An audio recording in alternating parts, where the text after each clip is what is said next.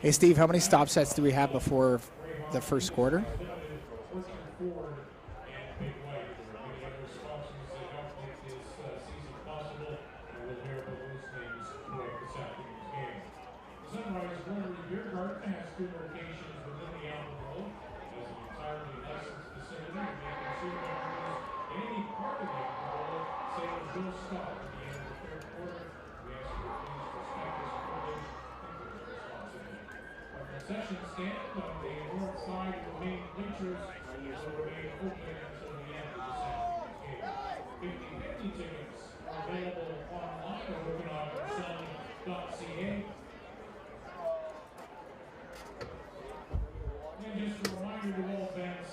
Game. So what are they going to have to do to at least put up a fight against the Okanagan Sun? It's going to be an uphill battle for them to pull off a victory today. It's not going to be impossible. I think there are certain aspects of their game that matches up well with the Okanagan Sun, but the key for the Rams is they got to get out fast right away. Their opening drive, they need to put points on the board right away, build some momentum, and keep it as best as they can against the Okanagan Sun. And then beyond that, they got to win the field position. They cannot give the Okanagan Sun offense short field to work with or allow their return game to pick up momentum with Tonagay and Bymack and obviously Mike O'Shea, who's one of the best returners in the country. So for the Rams, they've got to win the field position battle and put up points quick and keep that momentum if they're going to hang with the Okanagan Sun. And then also, if they can, the Rams D need to create mistakes for the Okanagan Sun offense. The Okanagan Sun offense is very well disciplined, they're very well coached, and they're very well balanced. The key to making them falter is making mistakes. Maybe get Britton to throw a pick, maybe they can cause a fumble, or if they can get a couple of 2-and-outs in a row and make the Okanagan Sun offense get a little frustrated in their game plan, they might be able to keep some momentum and possibly hang with the Sun more than we expect. Now, the Sun won't be able to key on any of the Rams running backs. I was looking, and they almost run one of the biggest running back committees in the league. So what are they going to do to kind of run the ball against the run? Do you think that's going to help with the Okanagan Sun, or is that going to help the Rams having a committee? If you're the Rams, it should help you because then they can't key on one runner, right? Like a Javon Garwood, you know his style. He's their number one. You can base your game plan as a Rams D around that and then adjust it when they make substitutions. For the Rams, if you've got a game plan for 3 or 4 running backs plus the quarterback, and if they all have different running styles, maybe one's an outside speed demon, one's a power backup, kind of through the gut, that makes it harder for the Okanagan Sun front 7 to read those run plays and try and control that line of scrimmage. The caveat to fixing that is having your front 4 D linemen dominate the 5 O linemen, push them on their heels, create havoc in the backfield, and that'll make the running backs have to run east-west as opposed to north-south. Right. All right, we got 6.5 minutes until kickoff. If you can hear it, there's sirens going this evening for the Burn Fund game, and a portion of the proceeds from the ticket sales tonight will go towards the Burn Fund. Fans are making their way to the stadium. It looks like it's just going to be an all-around fun game. So we've got another commercial break to get to. It's Okanagan Sun football on AM 1150 and TELUS TV.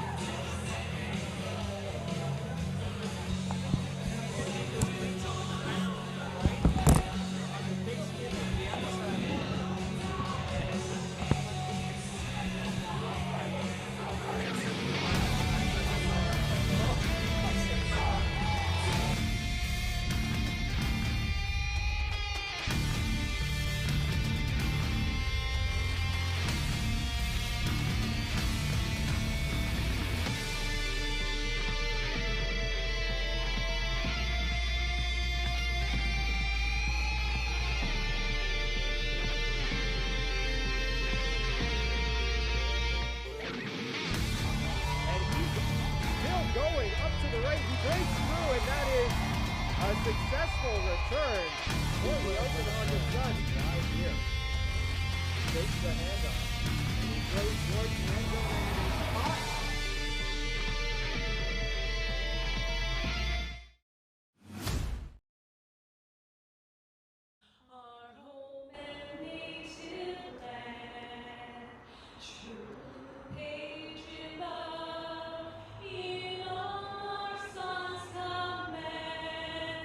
With glowing hearts we see.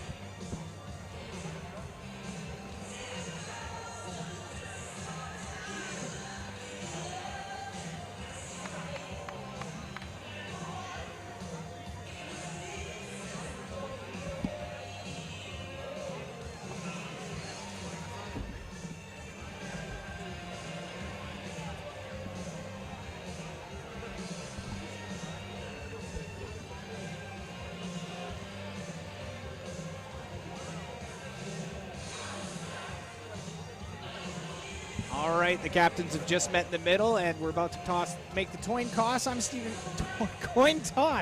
Stephen Kepler with Coach Jason Casey here for the call on AM 1150, TELUS TV, and BCFC TV. It's going to be an exciting game. It's the Firefighters Burn Fun game. Jason, early predictions. Who's winning this right away? I'm going to go out on a limb and say the Okanagan Sun will pull off a home victory. That's fair. Yep. Yeah, that's no disrespect to the Rams fans listening, but on paper, that's the money bet. Well, the Okanagan Sun are looking for their 8th win in a row this season to continue their undefeated streak, and the Rams are just looking to get above 500. This is a rematch from a couple of weeks ago where the Okanagan Sun came out on top, and you could even look back to last season when the Rams beat the Sun in the playoffs. Yeah, exactly. I mean, as I said before, that was a horrible game last season to finish the season where the Rams went on to win the national championship, but yeah, the Rams have talent. There's no doubt about it. They got it to a slow start, and they've just kind of been a little inconsistent and sputtered for most of the season thus far. But, it's not over yet. They're still got a playoff opportunity, so they're going to be looking to possibly be an upset in their eyes, or just get ready for the playoffs and make something happen then. But we did just see that the Rams won the toss and deferred, so the Sun are going to be starting off on offense here to start the game. The Sun will receive the ball, and it should be a really, really exciting game. I'm looking forward to this. So I'm going to say this right now. This is my first call on BCFC TV and TELUS TV and AM 1150. So you might hear some things that aren't so great. You might hear some great things, but I'm going to do my best to guide you through this. But thank goodness we have former Okanagan Sun head coach Jason Casey here for the call as well. That may be the first time anyone's ever said thank goodness that I'm present for something. So thanks, buddy. Thank you. Thanks, Jason. Cap. Thank you. All right, that'll be great. Looking forward to it. Both teams are making their way to the field right now. The Sun are looking to return. And the atmosphere, everyone's just starting to make their way into the stadium, so it's starting to become a really big game.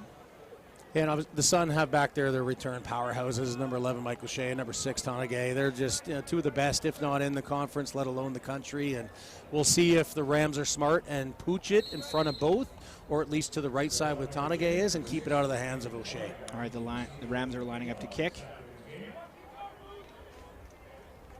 And it's a long one deep. Mike O'Shea looking to return. He's going up the middle. Going left, breaks one tackle, and he's down at the 25. It's first down, Okanagan Sun. That's pretty good coverage for the Rams against someone like Mike O'Shea. He is really, really patient returner. He's a smart guy, sees the field very well, and is very effective at setting up the blocks he needs to spring himself usually up the sideline. So he'll knife across the middle like that, expecting to at least get one guy to have a blindside block and then get that corner. So kudos to the Rams to put it to him right away. Not going to lie, he's just an entertaining guy to watch. All right, the Sun are lining up. Single back formation. They've got 3, 4, 5 receivers out in motion. Dom Britton behind center in the shotgun. Receivers in motion, hikes the ball. It's a quick handoff. He goes to the right, it's an off tackle, and he's down after making almost 6 yards. Yeah, so the Sun were just trying to get big on big there with a zone block and let Garwood find a seam to hit it. I think it's going to be a holding call. Looked like it looks like there's tackle. A flag on the field. Yeah, it looked like he had his hands out behind outside the shoulders of the defensive tackle, so the Rams are going to push them back. But that'll probably what we see on this first series is the Sun will get a feel for what the Rams want to try and do. They've got so many weapons on offense. They'll say, okay, let's run a couple of basic plays. Let's see what the Rams do, and we'll make adjustments to see if they can hang with us on those adjustments, or we can put that ball down their throats. Yeah, the Rams already ready to. All right. So it's first down and 18 for the Sun. Back in shotgun formation for Dom Britton. 5 receiver set, 1 single back. They're all in motion now. And it's a quick play action up the middle. 2nd and about 11 for the Okanagan Sun. Yeah, that's a quick hitter, just a quick seam by Colby Mileto coming up there in between that zone coverage of the 2 linebackers, almost between the Sam and the Mac linebacker. Quick hitter, find that zone, get in there, and they got back to the original line of scrimmage. So it'll be 2nd and 11 here for the Okanagan Sun. A lot of receivers back. They've got 2, 3 in the slot, 2 wideouts, 1 single back, staying in the shotgun. Don Britton about to hike the ball. And he drops back. He's under pressure. He throws it deep left. Oh, and that gets nearly picked off by number 15 for the Rams. That's Dane Campbell. Yeah, good coverage by Campbell. When the ball's up in the air like that and you don't quite know how it's going to land, both him and Bymack, the intended receiver, were trying to track that ball as they're running. I like that the refs just let those guys kind of hand check each other, play for the ball. They both have equal rights to that football, so it's good that the refs didn't have an issue with that. And I do have a correction. It was Kenneth Balukos who was the defensive back on that play, and the Sun are about to punt it now. And Balukos is one of their best defenders and coverage guys, so it's obviously you see him matching up well against Bymack, who's the number 1 receiver for the Sun. So a quick 3-and-out for the Sun. They're about to punt. And a shot deep again, intended for number 12 on the Rams. He's going to take it up the right. Sheds 1 tackle, sheds 2, and it's stopped at the 56-yard line. 54-yard line, rather. In Okanagan Sun territory already. And this is exactly the kind of start that the Rams wanted to see. It wasn't quite a 2-and-out, but the Sun offense didn't get a first down, forced them to punt, and now they're starting on the Sun side of center as their first possession. This is exactly how the Rams want to see this first quarter start. And let's see how Trey Jones does under center for the Langley Rams. Rams have a little bit of miscommunication to start this playoff already. They've got 3 receivers stacked on the right, 1 on the left. Spell formation, he drops back, throws it to the right to the flats. Oh, and he drops it for an incomplete pass. It's 2nd and 10 for the Rams. Yeah, and the Rams they had that trips formation with, it was shotgun with a split back, and then that weak side running back went out to where the trips was, and they really were flooding that weak side of the field, the zone. The Okanagan Sun were playing zone in behind it, and they just want to throw that short flat and then see if he can't make that first defender miss and try and pick up the first down. I think he was thinking about running with the ball before he secured it, and that's why he dropped it. He was open. 2 running backs next to him on either side. We've got 2 receivers back, 2 on the line. In motion. Hikes the ball. He's looking right. It's deep right, and nice catch by number 2. That's Terrell Jones for the Rams. Good catch by Terrell Jones, because that was a tough throw. It probably could have used a lot more mustard on there. I think it needs to get in there faster so he doesn't take the big hit. But Jones knew something was coming. He held in there, secured that big kind of skinny post almost deep in. And that's a tough catch over the middle like that. It's 1st and 10 on the 34 for the Rams. They're lining up. They've been sticking with the same formation. It's a single back, strong left. In motion, and it's a handoff right up the gut, and we've got a flag on the play already, maybe a gain of 2 yards on that one. Yeah, so we might see a hold on that against the Rams. I do like what the Rams are doing offensively. We've seen trips weak, we've seen some balance, we saw the split backs, we've seen almost like a pistol power on that run play, so I kind of like what the Rams are doing to get a feel for how their offense is going to set up against the Okanagan Sun, and if the Sun are making player personnel adjustments or just staying like left and right, weak and strong, or if they're keying on a specific attacker on the Rams offense. And so that was a hold on the play. It's now 1st and 20 for the Rams with 11:43 left in the half. They're on the 45 now, on the 44. Split back formation, shotgun, receivers in motion. Drops back, looking right again, and that is almost intercepted by the Okanagan Sun by number 21, Tyler Turner. Yeah, I think one adjustment Trey Jones, the quarterback for the Rams, needs to make really quick is looking off. He's looking where he's throwing, and against a swarming secondary like the Okanagan Sun, he's going to get picked off for sure. It's just a matter of time. So he's got to start looking off his receivers. If you're going to go trips weak like that, and that's where you want to throw, you got to look strong. Look off that free safety. Look off that weak linebacker. Then go back to the weak side. Otherwise, you're just asking for trouble. Rams staying in the split back formation. We've got 2 receivers in motion, stacking the left here. Drops back, throws it mid-left, and it's picked off by the Sun. They take it at the 40. They've made it down to the 50. There's flags everywhere now. And that'll almost end the play. No, and it ends at the Rams 45. There are multiple. Oh, we got 3 flags on the field. I have no idea what there was happened. 2 more by the sideline as well. Oh, the boy. ref threw his pocket flag and his hat as well, because there's a horse collar, a late hit. I think there might have been a face mask. There's probably a cut block. Yeah, you know with the awesome a great replays. Interception, though. They threw it into traffic. Number 2, again, that's Cape. Yeah, he's a ball hawk. Well, just an outstanding run from him. You know what? We're going to take a quick 30-second timeout. You're listening to Okanagan Sun Football on AIM 1150, TELUS TV, and BCFC TV.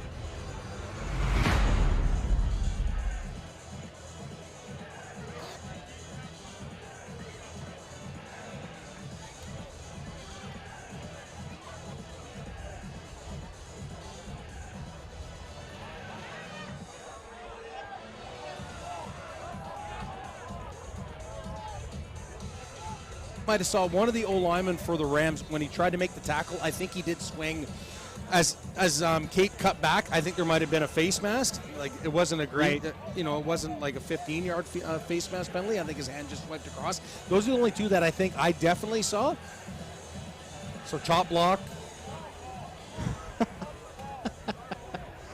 So 2 were offsetting, and then looked like 3 were against the Rams. Yeah, so we had a horse collar, chop block, looked like unnecessary roughness on both teams. So does this? We'll see how many yards. It looks like the majority of this penalty yardage should go against the Rams, which is just insult to injury after throwing that no pick. Kidding. It wasn't a bad read by Jones, but he just threw it into triple coverage. They had. Well, there was zone about coverage. 4 or 5. The free safety was on there. top. The free safety was on top, and they had 2 linebackers underneath, and it was just easy for Cape to read that Jones's eyes and just come downhill and pick that off. Yeah, the refs just kind of letting the Rams know what's going on. The Rams defense finally taking the field here. We got the Sun offense ready to go. They're getting to the line before the Rams team can even get on the field, so they're getting this started right away, putting pressure on the Rams to get ready for this play. We've got first and... It'll just be first and 10. The refs are still trying to explain a few things, but first and 10 for the Sun on the 52, going left to right on the field. Still waiting for this this myriad of penalties to kind of get sorted out here.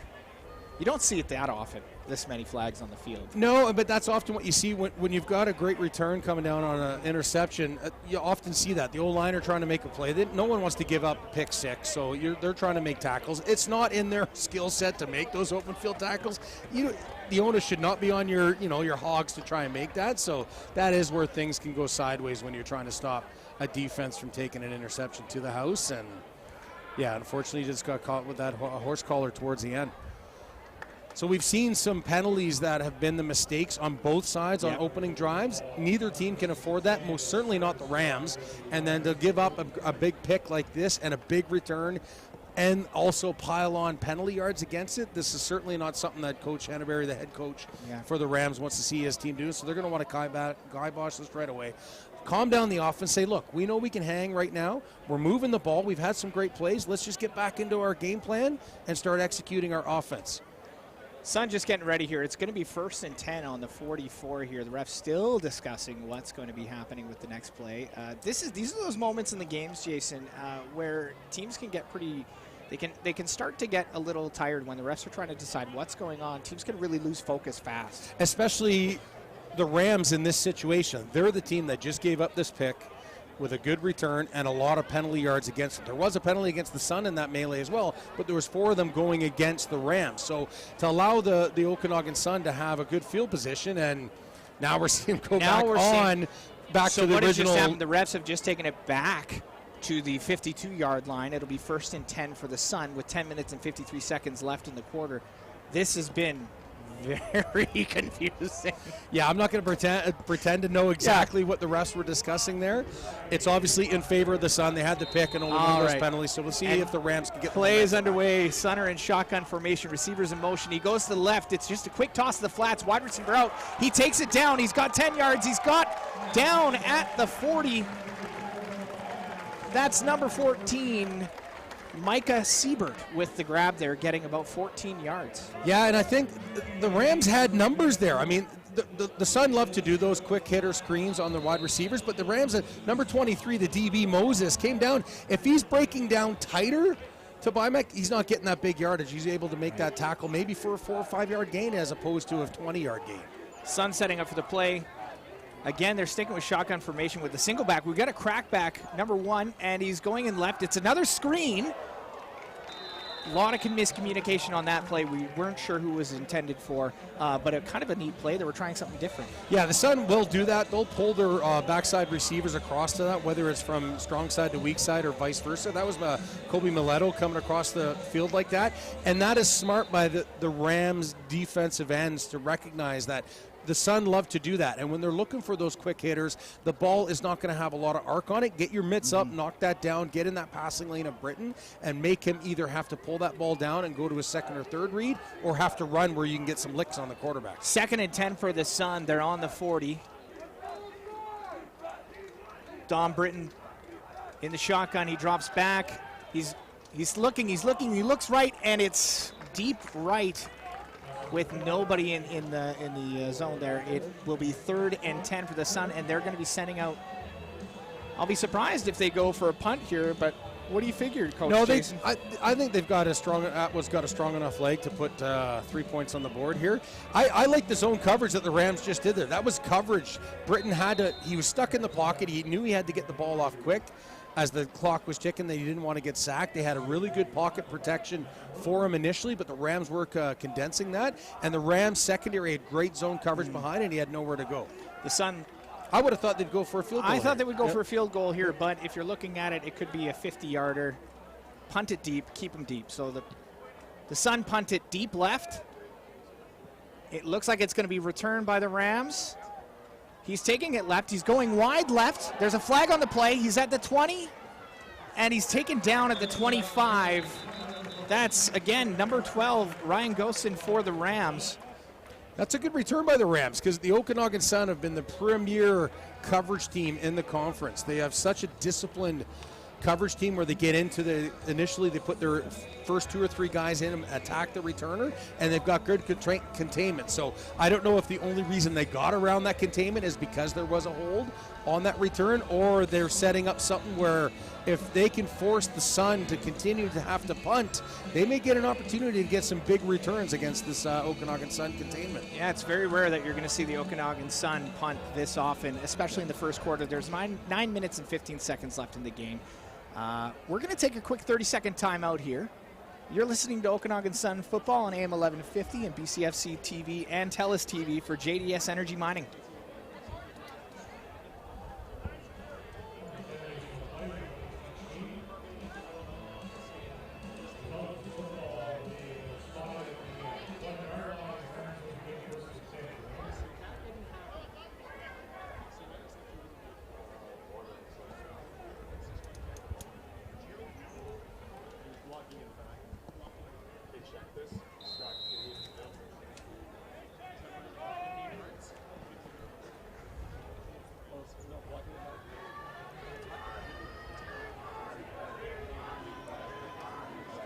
The Rams are pinned deep on their own goal line. It's a single back formation. Quarterback, I think he's just going to try and take it up the middle. It's a handoff right up the gut, and they gain 3 yards on the play. Yeah, smart. You know, you're in the shadow of your own goalpost. That's unfortunate because they did have a great return, but they're in the typical kind of I formation, quarterback under center, which you don't see a lot in the Canadian game unless it's short yardage. But when you're on your own 1 yard line, you just want to get anything that is positive yardage.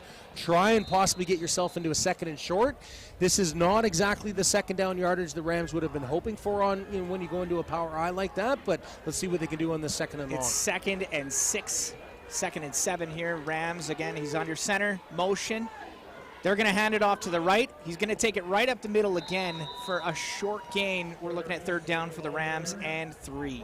Yeah, pretty typical play calling here. They're trying to just keep it positive, make sure they don't make a mistake, no fumble on exchange between either center or quarterback to running back, and maybe you make the first attacker miss and you can get a 1st down, but give your punter some room to work with. Try and pin the Okanagan Sun on their own side of half if you can. That's going to be a That's going to be a tall order for the Rams kicking team to try and get it, a 50, 55-yarder. Mike O'Shea is in his prime right now. Yeah. He's sitting at the 50. He's licking his lips right now for sure. This is scary. You got to be scared if you have the Langley Rams. I think you just got to knock it out of bounds. Yeah. If you can get it out to your own 40, I think that's a win. I think you're right. So the Rams have lined up for the punt. Punt deep in their own end zone. The ball is snapped, and he's going to take a knee in the end zone. Smart play.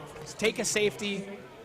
The Okanagan Sun are now on the board, 2-0 against the Langley Rams with 7 minutes and 32 seconds in the first quarter. We're going to take a quick 30-second timeout. You're listening to Okanagan Sun football on AIM 1150, TELUS TV, and BCFC TV.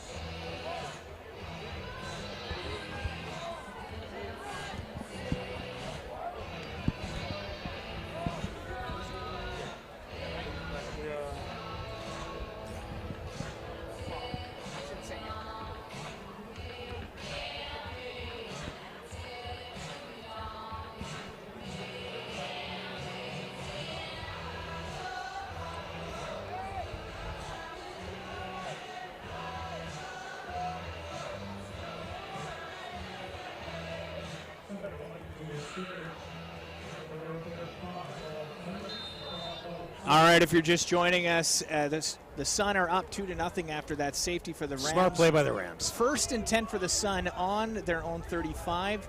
Don Britton staying in the shotgun formation with how many receivers are on? They've got 6 receivers. So we got quads to the wide side. Yep. Drops back. It's just a quick handoff, and they're going to run that right up the gut. He's got 10. He's got 15. He's at the 55. And here come the Jets. He's at the 40. Look the at 30, the 20, the 10, and it is going to be a touchdown, Okanagan Sun. That's just typical Javon Garwood. You get in behind that huge O-line. The O-line right away, it's a good formation for this situation. So we got quads to the right side. We got a single back. And right away, he's just reading that zone coverage. The defensive end is reading the quarterback, doesn't crash down on Garwood. And as soon as Garwood gets to second level, with a surge like that with the Okanagan Sun offensive line, you're not catching him. Like when you see this surge from the O-line, they're getting 5, 7, 8 yards downfield. And before Garwood had to worry about starting to cut around the secondary, great push by the Sun O-line, great play call. Quick hitter like that, that's going to be a huge kick in the teeth for the Rams. And the point is good. The extra point is good for the Okanagan Sun. They're up to 9-0 with 7 minutes left to go in the first quarter.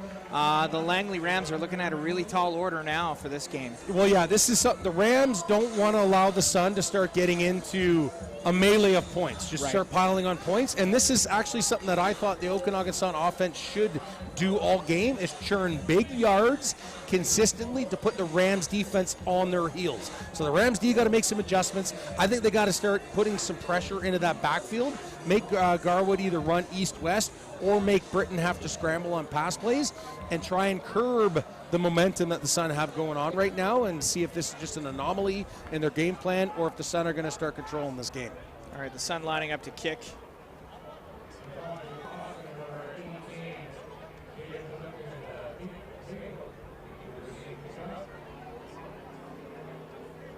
All right, they're about to kick this one off. They're at the 45.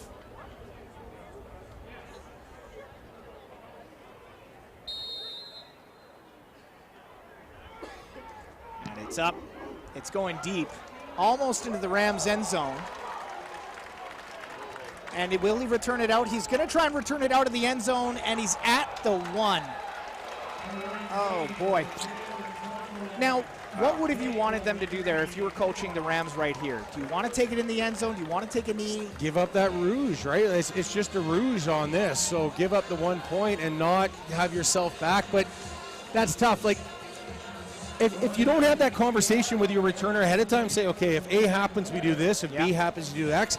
He's thinking, okay, I want to help my team out. I want to try and set up my blocks. I want to make a big return and get some momentum back on our side to see if we can't get a great drive going. It's one of those, it's easier said than done. We're watching from up here. We don't have, 11 guys bearing down on us to smack us in the mouth to try and hit us. Rams going right to left decision on their own end zone, basically on the 2-yard line. He's in the shotgun formation. Trey Lance drops back. And it's incomplete. Trey Jones, not Trey Lance. I'm sure the Rams wish it was Trey Lance. Sorry, I've been thinking about my fantasy football team. I bet just you Trey Jones would be watching flattered. this broadcast. No, for those listening on AM 1150 and on BCFC TV and Telus TV, it's Trey Jones, number 11, not Trey Lance, who was injured last week for the San Francisco 49ers. It's 2nd and 10 for the Rams. They're on their own 2, pinned deep. Not a bad read by Jones. He was trying to drop it in. I think the zone coverage for the Sun were sitting deeper than he wanted to, and he couldn't thread the needle. They're in the I formation now with 4 receivers. There's motion. They're just going to run it right in the inside, and he's taken down at their own 2 again. It'll be 3rd and 8 for the Rams. That was number 22, Cairo Hassan. Yeah, and then the perennial powerhouse for the Okanagan Sun defense, Romero Reed, was in there and plugging that hole on the defense. And yeah, when you're not getting an O lineman into that second level, it's one thing where 5 O linemen can dominate 4 defensive linemen, but when you start trying to establish a run game and you want to get to the second level, you got to get a center or a guard with a chip or something to get into that Mac or Sam linebacker, or you're not going to get anywhere, because those linebackers are able to fill those gaps and make those tackles, and you're 3rd and long instead of a 2nd and short. And Mike O'Shea, he's back for the punt right now. They've hiked the ball, and it looks like they're going to keep it in their own end. They're going to throw it deep. It's a fake, and they took a knee in their own end zone. Another safety. They were thinking of it. They had an opportunity, because I wonder if he would have been able to throw that ball ahead of Mike O'Shea. O'Shea did see it and was coming out into coverage. He's a smart receiver, so he could recognize certain plays happening in front of him, and he's got great football pedigree, but that would have been a heck of a call by the Rams coaching staff. But they're just keeping the Sun defense and special teams honest. It's not a bad thing to throw these funny situations at the Okanagan Sun just to let you know, hey, we're not afraid to do this, but you know what, we'll give you up another safety and try and get this field position. And the Rams are just trying their best right now to get really good field position, and if that means conceding 2 points, that's what it means. We're going to take a quick 30-second timeout. You're listening to Okanagan Sun Football on AM 1150 and Telus TV for JDS Energy and Mining.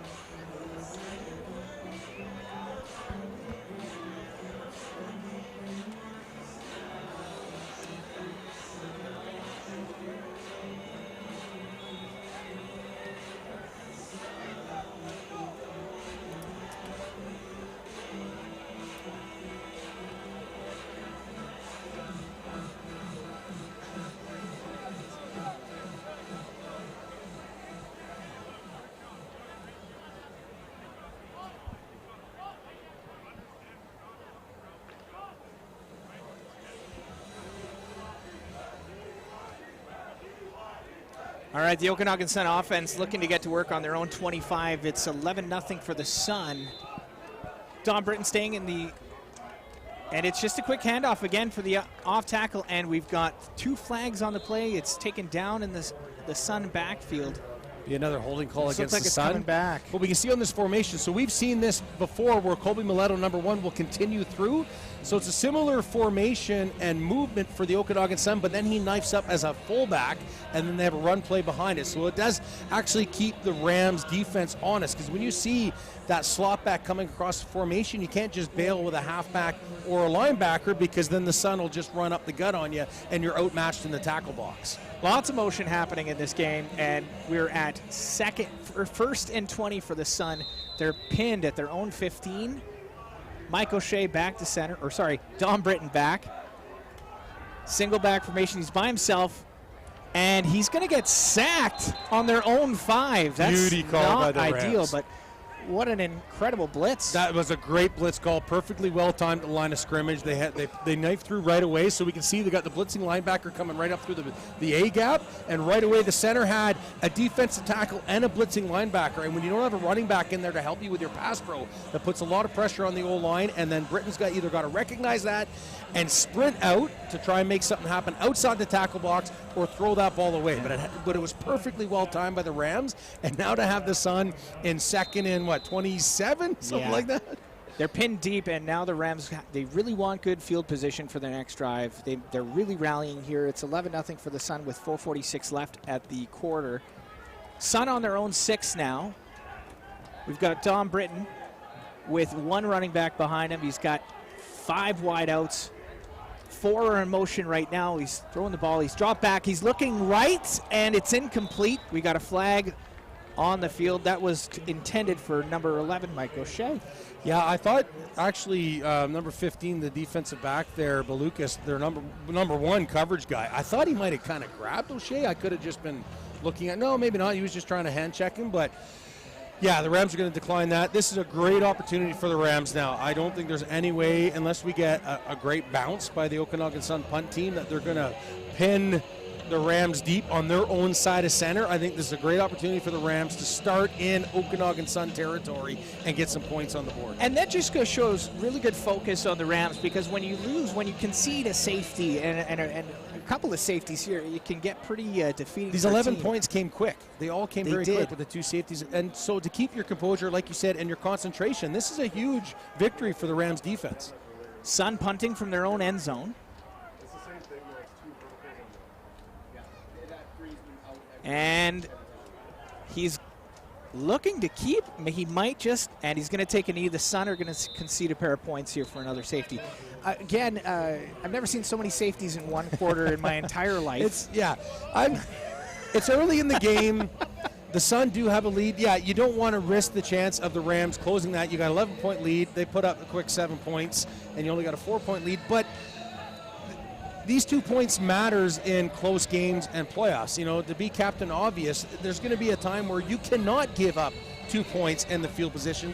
So you've got to start getting control of your punter and the strength of his leg and the directional and, you know, the aiming of his leg and say, okay, no, we're going to take this opportunity. It shouldn't cost us. Let's make this a situation where this is the BCFC championship and it's in the 4th quarter and we can't give up a safety. We need you to punt this ball 55 yards in the air.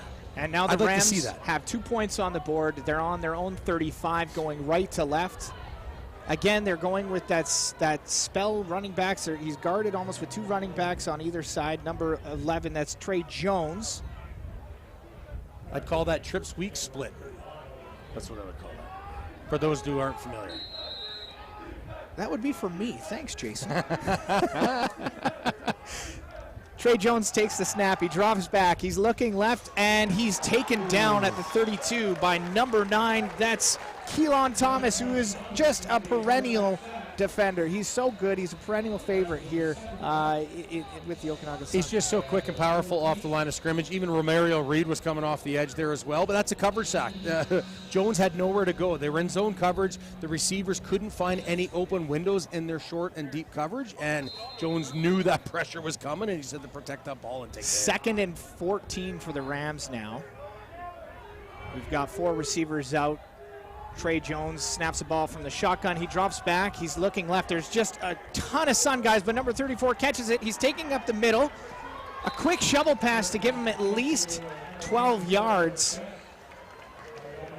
Yes, so I like this. So we're in zone or man coverage, because when they did the swing back with the running, the first running back, number 24, forgive me, Ferrari Aurea, he came out, and as soon as we saw that, we saw go into man coverage. Right. They were setting up a screen on that weak side away from that swing back, that kind of balloon pass, and that was a great play call. Very well timed by the Rams to get a lot of yards. Almost one more shoestring tackle, and he would have had a first down, but I really like that play call. Very effective against the quick pass rush of the Sun. Rams on their own 40-yard line punting, and it's a sky-high punt only going 10 yards, and the refs have called it dead. Not sure what happened on the play here.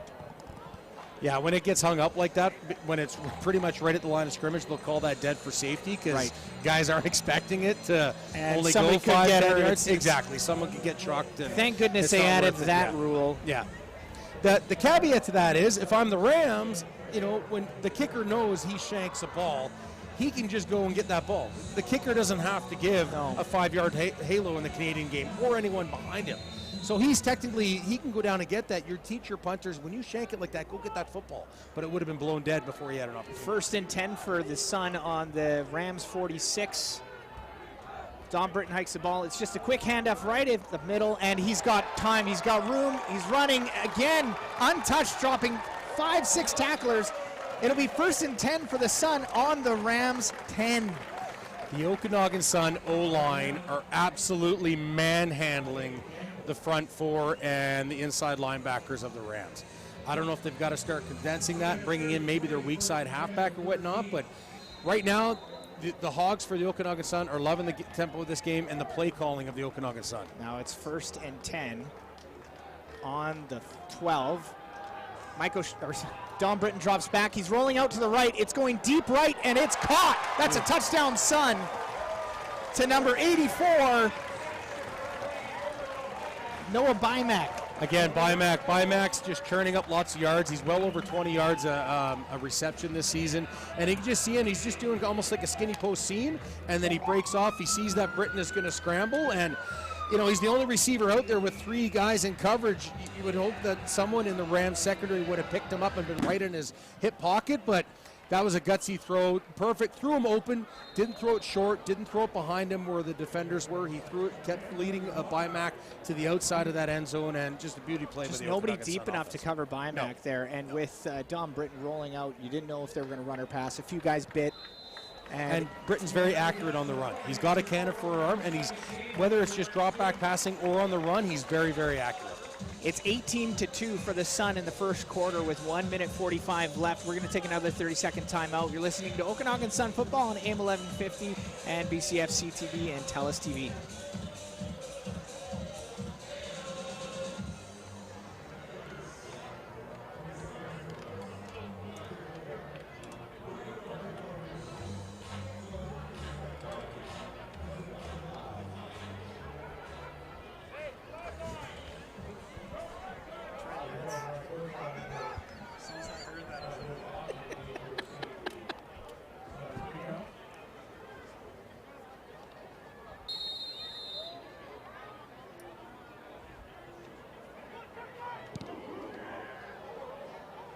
All right, the Sun have just kicked the ball. The Rams return. They're at the 10, the 15, the 20. He's going right up the middle, and he's down at the 30. It's 1st and 10 for the Rams. They're down 18-2 in the first quarter with 1 minute 38 left. That's a good return because Marcus Burden, the kickoff, the kickoff leg for the Sun, he's got such a strong leg. He booms it down there. He doesn't get a lot of hang time, but because he can consistently pin the returners inside their own 5, if not at the goal line or into the end zone, it allows the Sun coverage team to get down there. That's a good return considering that he can put you on your 5-yard line or goal line. To get out to the 30 on the Okanagan Sun coverage team, that's a really good return. Trey Jones probably looking to get at least a first down on this drive now. Maybe get something working for the Rams. They're getting their running backs out to the flats. It's number 2 caught, wide receiver screen. And they look like they almost had the first down. That's a catch by Terrell Jones from Trey Jones. Jones to Jones. Jones square. To Jones. Yeah, that's a good play call. Let's see. We've got the numbers out there to get that block to allow him to get past the line of scrimmage. You got one-on-one out there for that blocking scheme, and just make. You got to get the receiver out there to make at least the first guy miss and then get that first down yardage. So 2nd and short, this is exactly how the Rams want to see the start of this. See if they can't build something momentum at the end of this quarter. Rams in the I formation now with 4 receivers set, 2 in motion. And it's going to be right up the gut. Just a quick off tackle. He's making something. Number 34, Derek Best with the run there, and I think he's got the first down. Yeah, so Derek Best is one of those running backs that we've seen. They've got 3 or 4 running backs that they've gone to this season. They're all pretty much in the high 200s, low, mid 300 yards. So as a team, they're a quality run game. You're not going to have at least their system, they don't have one running back that's got 700-800 yards, but as a team, they do run the ball well. So to move the chains on a run play like this, that's really good confidence for their O-line. Rams in the shotgun now with the split backs. They're in motion again. And it's a quick screen off to number 12. That's Ryan Goosen. Flags on the play. He's got 10 yards, but it looks like it could be coming back because the Sun players seem to be pointing towards the Rams end zone. Looks like we got some holds on the play. Top of the screen we can see right here. That's a hold by number 80 on the Rams. Beckham Dickey, so that's, you can't have that. But when you don't know whether that swing back is going to cut inside you or outside you, the Okanagan Sun defense, they're going to do that every time. They're going to go to the outside of that block to keep that containment. So when the running back jumps out to the outside, you're trying to help him out. So he's clutching some jersey there and got caught by the line judge on the penalty, which is too bad because the Rams cannot afford now to get themselves into 1st and long. They need to keep it, get that first down, get any kind of positive yards, and put them into that 2nd and mid-range if they're going to have any chance of consistently moving the ball against the Sun defense. It's 2nd and 19, or 1st and 19 now for the Rams. They're still pinned back on their own 30 with the split back set, 4 wide receivers. They're throwing a lot of motion at the Sun right now, trying to confuse them. Again, Jones drops back and he fumbles it. The Sun pick it up and they've got it. A fumble recovery for the Okanagan Sun at the Rams 15. The refs have called it 1st down, Sun. So this is just a dynamic duo. So you see Kellen Thomas is beating his offensive tackle off the side, and that's Romario Reed coming off the other side with the perfect bounce right to him. That's to have one excellent pass rusher in the CGFL, that's great. To have 2 to 3, that just wreaks havoc for an O-lineman, and you can't game plan on that because you can't double team them both. That limits your offense. So you've got to try and do something where you're getting away from them, and that's just tough to do. And Travis Richley is down on the ground, number 58 on the offensive line for the Langley Rams. We're going to take a 1-minute timeout here while everyone checks out. It's the end of the first quarter. The Okanagan Sun are up 18-2 against the Langley Rams. You're listening to Okanagan Sun football on AM 1150, TELUS TV, NBCFC TV for JDS Energy and Mining. All right, here's the question, Alex. This Sun player was recently named Defensive Player of the Week. Who is he? Is it Bishop? That is correct. Congratulations, Alex. You won a $50 gift card courtesy of our friends at Bubbles Car Wash Hey, Steve. and Detail Center on Springfield. Known as Okay. only 100% hand wash. Don't forget, ladies and gentlemen, today is our Bird Fun Day.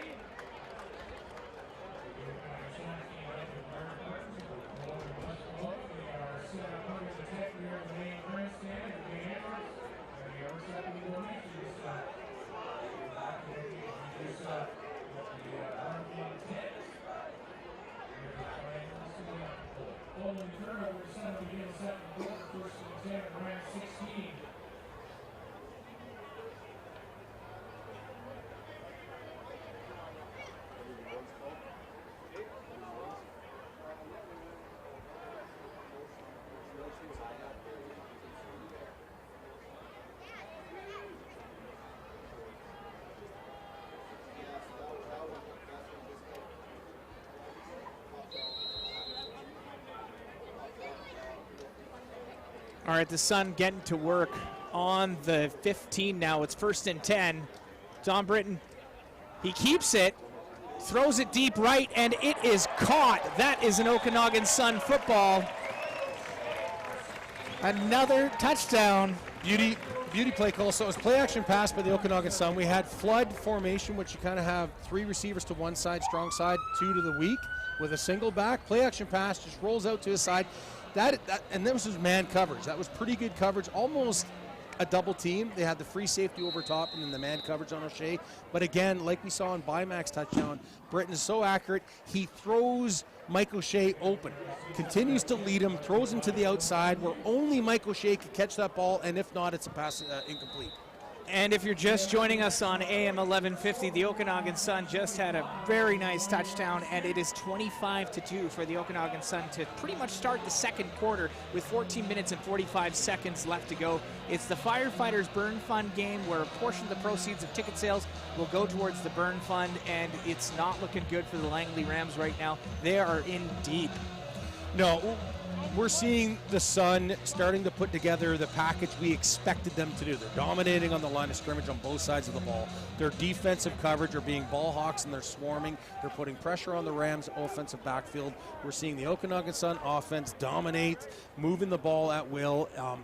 The Rams had moments of opportunity in the first half of the first quarter, but I think the wheels are just starting to fall off. They've got to do some kind of adjustments in their game plan if they're going to try and put some pressure on the Sun at all in this game.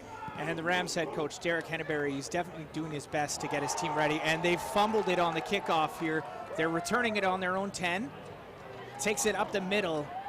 It's gonna be First and 10 for the Rams on the Okanagan Sun 25, going left to right. Yeah, and that could have been a lot better when you think about if he gets this kind of return after muffing the return, he actually had an opportunity to probably push past that 30-yard line again. So making something out of nothing there is, I mean, it's really unfortunate that he had to fumble the ball there. It could have been happens. a lot worse. Absolutely, it Yes. does. Yeah, you take your eye off the ball literally when you're thinking, okay, I'm going to catch this and I'm going to set up that block and that's where I'm going.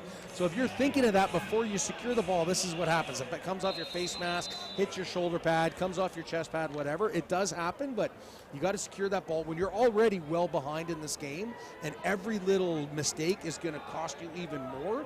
You've really got to start getting that mind game set up. Trey Jones staying in the shotgun split back formation with 4 receivers, 2 in motion on the right side. He hikes the ball. It's just going to be a quick handoff, an off tackle, and he is taken down after making a gain of about 4 yards. It'll be 2nd and 6, Rams. Yeah, I'd like to see the Rams obviously haven't dominated the run game, but they are trying to set it up, and we are seeing the halfbacks and linebackers for the Okanagan Sun knife in there quick. I'd like to see the Rams start doing some really, really hard sell play action pass with naked bootleg with the quarterback coming out. Let Jones come in, even if you do both running backs into there with like a power eye, and then just do a naked bootleg and hit the slot back or wide receiver at about 7 or 8 yards downfield. I'd like to see that because that'll keep those linebackers and halfbacks honest by the Okanagan Sun. Jones back again in shotgun formation. And we've got Sun showing blitz. He's going to take it deep. He's going to go left, and that's a catch for number 2. That's Terrell Jones again, and that seems to be Trey Jones' favorite receiver this evening. And why not? This is really good on the wide side of the field. You're doing a good formation. Just you got trips to the weak side.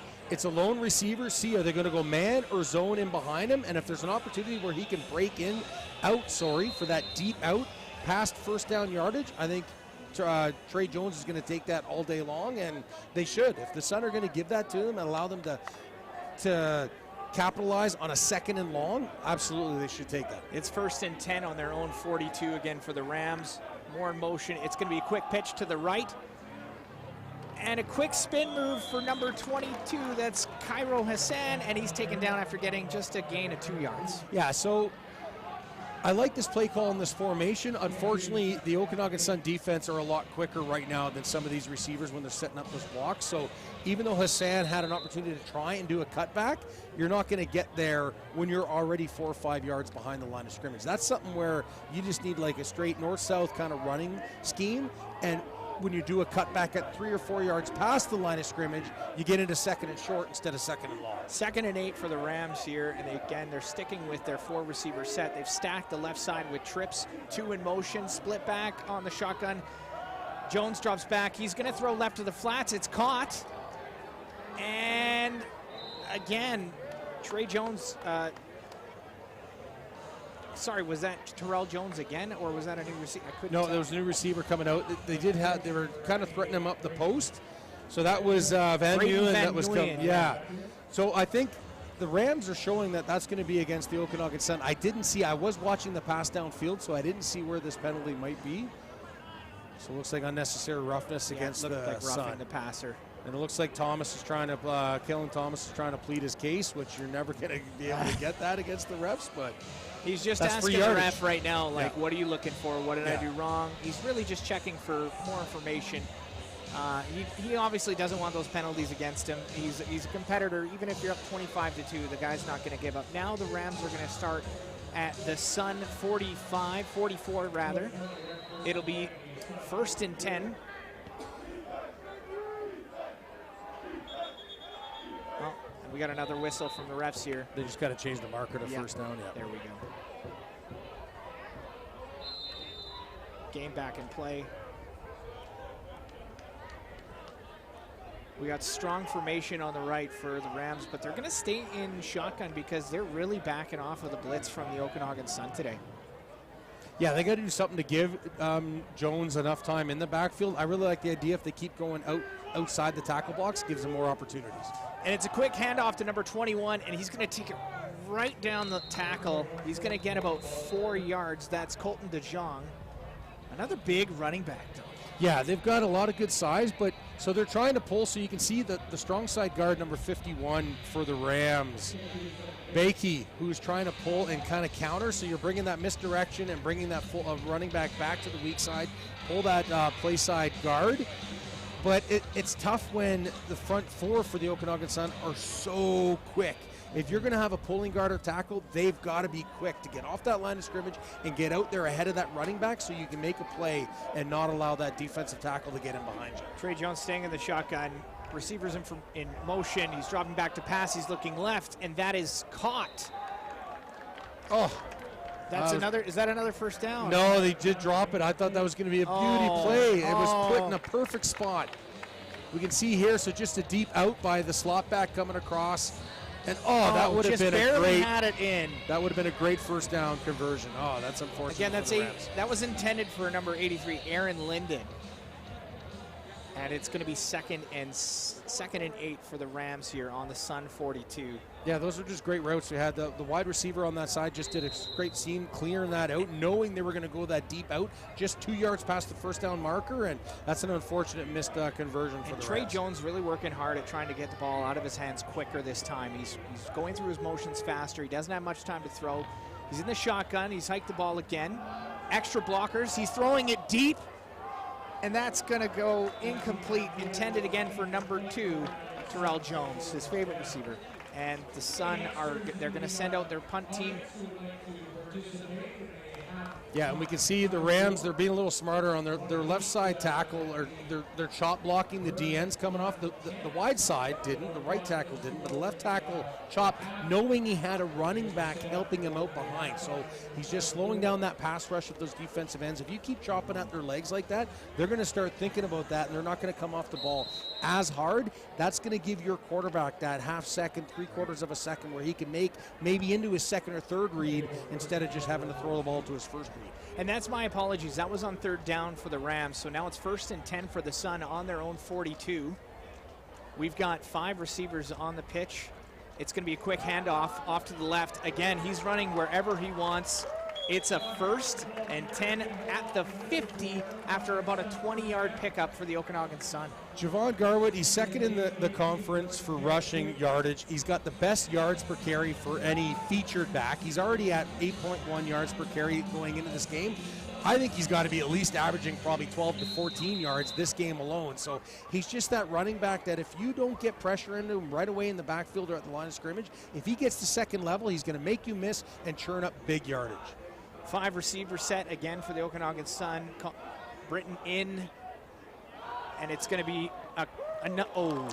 now that could have been a completion, but again, that was thrown to the right, incomplete. 2nd and 10 Sun. Yeah, and I like what the Sun are doing with the mix of the run and pass game here. So we're just seeing play action pass right there, good sell, and yeah, he's wide open on, if they're going to try and protect the deep ball on Bymack and give those easy underneath passes, this has to be converted. I don't know, it was right in the breadbasket. I don't know if he just kind of let it slip through his hands as he thought of turning upfield. I think his brain was just working faster than his body at that point. And the Sun are looking at 2nd and 10 on the Rams 50. Dom Britton again, he's on the shotgun formation. He's dropping back, extra blockers. He's going deep left, intended for number 1. Ooh, that was Colby Mileto, incomplete. 3rd and 10, Okanagan Sun. Good job by Mileto to track that ball like a center fielder. That's tough to track when you're kind of cutting yourself short. Like, this is a wide side corner, and you're trying to sell yourself coming back to that ball. That's tough to track. He put some hands on it, but just good coverage by the Rams, luckily. Yeah, he threw that ball sky high, really tough to make, and those are what we call ducks. Yeah. And nobody ever wants to throw a duck every now and then as a quarterback, so I think Don Britton got lucky on that play. And we got a flag on the play already. 3rd and 10 for the Sun. Flag on the play. The refs have stopped it. This one looks like it's going against the Okanagan Sun here. I don't know if we got a bench penalty or... Oh, too many men. So 13 men on the field for the Okanagan Sun. That's going to make it 3rd and 15. I was looking at the Rams bench, so I didn't see... I think how just someone was just coming off. as Did the ref have his arms up, or did the head referee not feel that the number 90, the line judge, had his arms up I'm enough almost wondering to if stop the it? Okanagan Sun are crowding the line, and That it could be that as and well. it's just the You ref see saying, that "Hey, often. stop Yep. doing that." You know? Yep, they will do that to you for sure. They'll give you a bench penalty. 3rd and 15 for the Sun now. Well, no, it's not going to be 3rd and 15. Now I'm kind of confused here, but it'll be 3rd and 10. Now they're picking it up. Okay, that's Yeah. what I thought. So the All ref right. just miscounted who was on the field, because I don't remember seeing anybody Yeah. sprinting off the field and not enough time. So 8 minutes and 36 seconds left in the half. Sun up 25-2. They're punting from the Rams 50.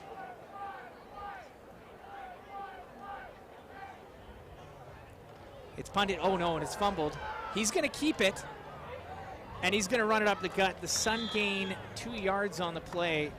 Definitely just a miscommunication on that, and a really poor snap. it's just a bad snap. Yeah, it was in the turf. You got to get that up into the breadbasket of your punter, so it gives him an opportunity to make his steps and crank that ball downfield. So kudos to him to not try and possibly kick it and risk Yep. getting it blocked. So worst case scenario, you get yourself into a position where the defense comes on and they can get to do their job and stop this Rams offense, as opposed to you trying to kick the ball in a tight situation where you miss.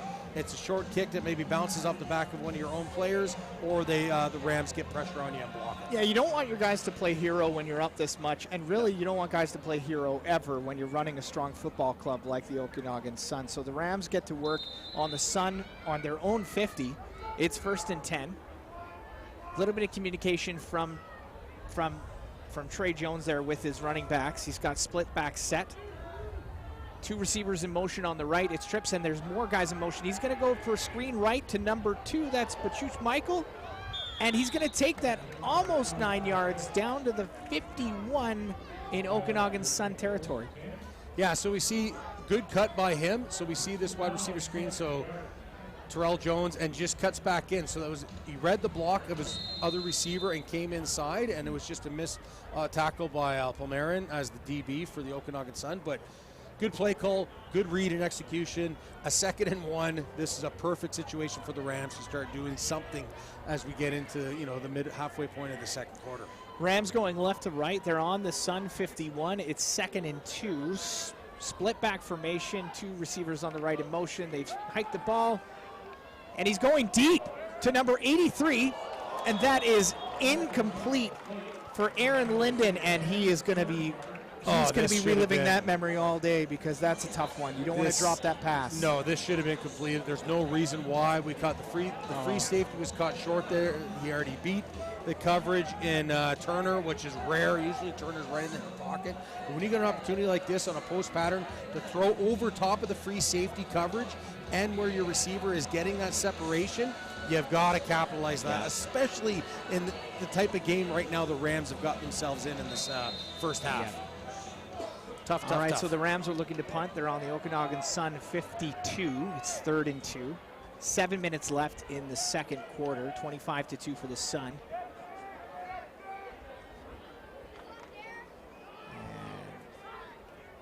And the Rams snap the ball. He's kicking it high, sky high. O'Shea's going to return this one at the 25. He's taking it 5 yards. He's got 4 tacklers. He just gets mowed down, and the Sun will get to work at the 35. Yeah, you never want to see a receiver, a running back, or a return guy leave his feet like that. When you start going airborne like that, you are completely vulnerable to just get trucked.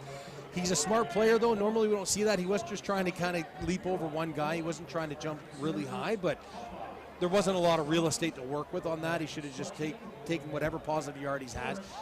He's a very disciplined returner, and we often see where he can make big returns out of a situation like that where you think he's got nothing to work with. Dom Britton, again in the shotgun with 1 single back behind him. He's got 3 receivers back, 2 on the line. 5 receiver set, 2 in motion on the right-hand side, 3 in motion now. It's going to be a quick handoff right up the gut for number 24. That's Javon Garwood. Garwood taken down after about 6 yards, and now there's a flag on the play. Yeah, I think they're going to call holding again. The one I saw that might have been borderline holding, I didn't think should have been called, so we'll see if whether It was just on another. We'll take a quick O-lineman. 30-second timeout here while the refs decide what's going on. It's 6 minutes and 20 seconds left in the half. You're listening to Okanagan Sun football for JDS Energy and Mining on AM 1150.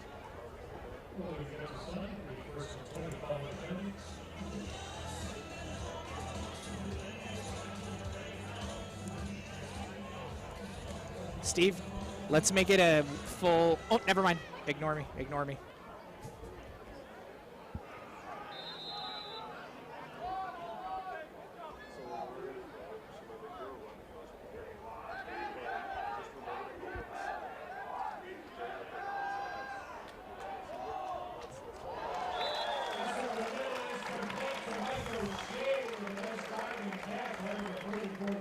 And it was 1st and 20 for the Okanagan Sun, and they just got a 2nd and 2 from a wonderful catch right up the middle. A really nice corner pattern from Mike O'Shea. Yeah, and it was a little underthrown because Britain was getting pressure here, coming off the edge, beat a double team and put pressure, so it was underthrown, but great concentration by Mike O'Shea. If he's able to get any kind of opportunity to catch a ball with underthrown, overthrown, whatever, he's going to track that down. 2nd and 2 for the Okanagan Sun. They're in the I formation, and it's just going to be a quick handoff to number 24. That's Javon Garwood, and he's got about 10, maybe 7 yards on the play. It'll be 1st and 10 Sun on the 52. Yeah, pretty easy conversion for the Sun. Again, the offensive line, they're doing such a good job at dominating, so when you get a 2nd and short, of course you're going to run the ball behind them. They're getting excited. They're, chomping at the bit to wreak havoc on the front 7 of the Rams, and yeah, they're going to convert that every opportunity they get, especially with the way Garwood is running the ball behind him. He's able to knife through any opening. All right, it's 1st and 10 for the Sun. Single back formation. Again, they're sticking with just motion. Guys going inside. Javon Garwood takes the handoff right up the middle in this, and that's again a gain of about 2. Yeah, so we're seeing the backside, the weak side, call it the right side guard. We're seeing that pull with Mileto behind him as well. So we're getting a pulling guard plus that fullback from a slot back motion. And good job on the Rams, because an opportunity like that, the Okanagan Sun execute that play so well to force them to a 2nd and 8 after a play call like that with Garwood running the ball so well already. Mm-hmm. This is a great opportunity for the Rams to try and force them to be in a 3rd down situation. All right, it's 2nd and 8. Don Britton drops back to pass. He's going deep left for number 81. That was intended for Blaise Beauchemin, and that is incomplete. That'll be 3rd down. That side judge did throw the flag, so there was hand checking. It honestly could go either way. I saw it from both sides. Yeah, almost. I don't think if Beauchemin grabbed him, but I don't know. That's number 14, Dane Campbell, against Beauchemin there, and Dane Campbell was kind of waving him down a bit. Possibly. Yeah. Well, the refs are asking what the Okanagan Sun want to do. Looks like it's going to be pass interference. Oh, wow. So, and then there should be pass interference. Okay. Yeah. So offsetting. 2 offsetting penalties on the play, so nothing's going to happen out of that. That'll be 2nd and 8 for the Okanagan Sun. So they almost really could just get a free play out of it. Yeah, I thought I saw the ref. Yeah, okay, no. I thought they were switching to 3rd down. I was like, why are we losing it down if they're offsetting? But exactly. No, I did see their 2 fingers in the air, not just their fist. Yeah. All right, it's 2nd and 8 for the Okanagan Sun. Looking to keep the drive alive. Dominic Britton, again, he's just been tremendous for the Okanagan Sun this season, holding the team together. And he's by himself. He's going to throw it quick right, and it's incomplete. That one intended for Kamar Bittno. That's...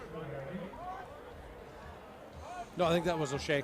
Oh, that was Mike O'Shea. I read 17. Yeah, no, that was O'Shea. That is my bad. But he felt the Balukas coming downhill on that. Yeah. That was a quick hitter. He was trying to catch it quick and duck underneath that. Balukas coming downhill hard for a big hit. So, yeah, that would have been a tough conversion. The Okanagan Sun looking to punt this one on 3rd and 8. They're on their own 53. Rams definitely back to return the punt. Hopefully, the Rams are probably thinking at this point, before we get to the 3-minute warning, that they can at least get some points on the board before this half ends. Yeah, if they can march down and put anything up, even if it's just a rouge, but to get 3 points or 7 points, that'll be a moral victory to close out this half. Exactly. And And the Sun are back to punt. It's thrown deep, a little short. They're going to return this at about the 30. He's going up right. He's hit by 4, 5, 6 Okanagan Sun players, and that was a gang tackle if I ever saw one. Oh, my God. Yeah, and that's usually what we see with the Okanagan Sun coverage team. They're so good at getting downfield, staying disciplined in their lanes, and as soon as that returner commits to going north-south, coming up to attack them, they just swarm on them. And it's rare you're going to see a punt returner get anything more than 5 or 6 yards against the Okanagan Sun. They're just so strong, and special teams can win you games, especially in this league. Especially in this Canadian game, especially late in a half or in the fourth quarter, things can change quickly, and if you can set up big returns, it can change a game very quickly. Trey Jones sticking in the split back formation in the shotgun. It's 1st and 10 for the Rams on the Sun 31. 2 receivers in motion on the left, trips left there. He's looking right. He's going to go deep to number 2. That's caught for number 2, Terrell Jones on the Langley Rams. It'll be 1st and 10 on the 42. Yeah, and that's just in front of Isaac Matiti as well. If he stays on top, he doesn't know the ball is coming like that. So in that zone coverage, you just want to bail and get on top, stay on top, and then play downhill. But when you're in the hip pocket like that in the zone coverage, you don't know that ball's coming. It's easier for the receiver to make those adjustments when your back is to the ball, and he can convert that. It's better Matiti just make the tackle instead of going for the ball as well. Yes, I thought that was a really strong play by a TB. You look bad, but you still prevent a touchdown. Absolutely. You know right now that you're still the predominant team in this game. They're not moving the ball consistently against you. They're going to get yards. That was a good conversion. Just take your licks and get back out there and try and stop them. 1st and 10 for the Rams. Receivers in motion. He's dropping back to pass. He's going to take it, and he's going to run it up the gut, and he slides down at the 38.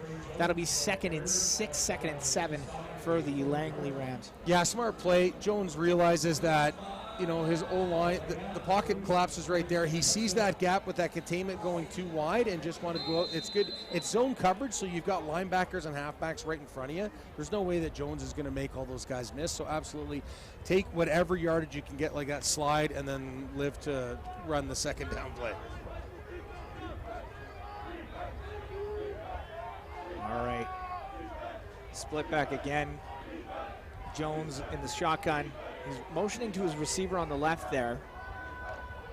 Hikes the ball. He's looking right. He's going to go deep, but he gets intercepted by the Okanagan Sun, and they're going to take it to the 50 at the center, and these drop down at the 46. That was Garrett Cape. Yep. With the, he's such a ball hawk. He was watching in zone there, and just, again, deep is the deepest man, and he manages to take that one for a huge, huge loss for the Langley Rams. And we can see, so Jones is looking to the weak side. He's got 2 receivers on the weak side. The deep receiver had double, if not triple coverage. The short receiver had double coverage as well. He had nowhere to go, so when you're looking to that side and there's that many brown jerseys, you either got to throw it away or just run with the ball yourself. And he's trying to thread the needle when he hasn't been able to do that consistently today. I think you've got to pick your battles, and I don't think that was a battle that was a wise choice by Jones in that coverage. As the refs set this play up, we're going to take a quick 30-second. We're going to take a quick 1-minute timeout here. You're listening to Okanagan Sun on AM 1150.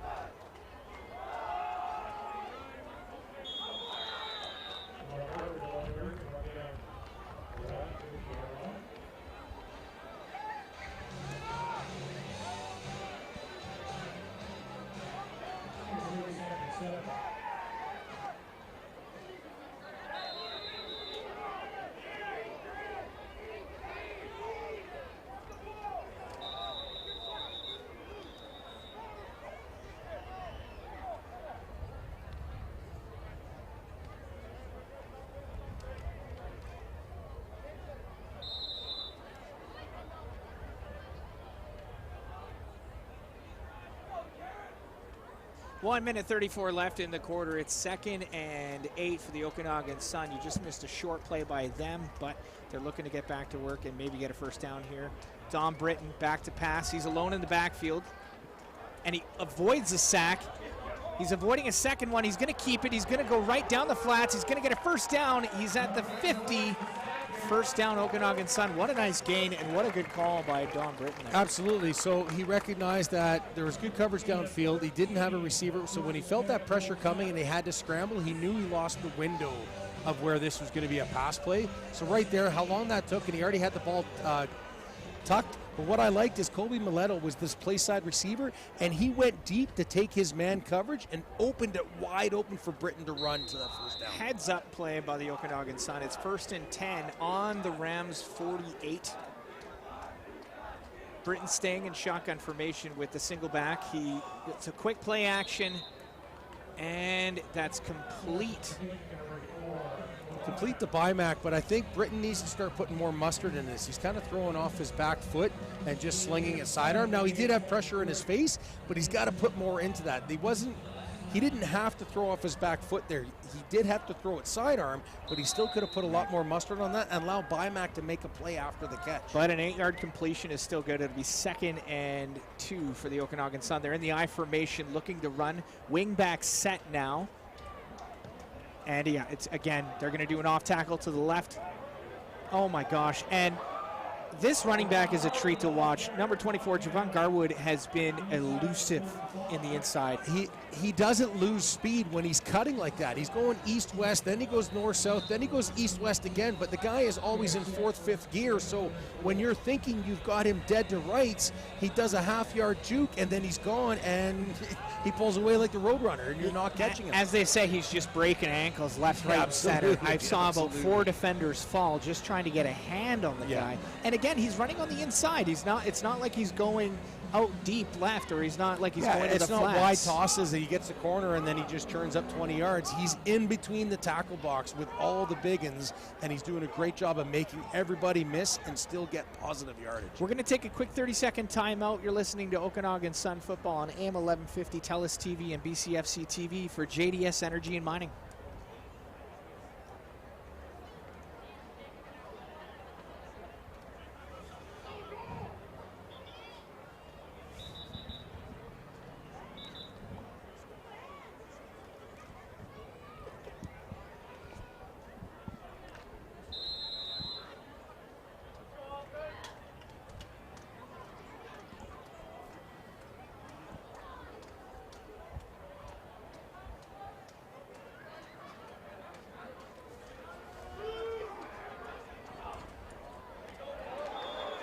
And if you're just joining us, Dom Britton had a nice bootleg rollout pass to number 1. That was Colby Mileto, complete for a 10-yard gain.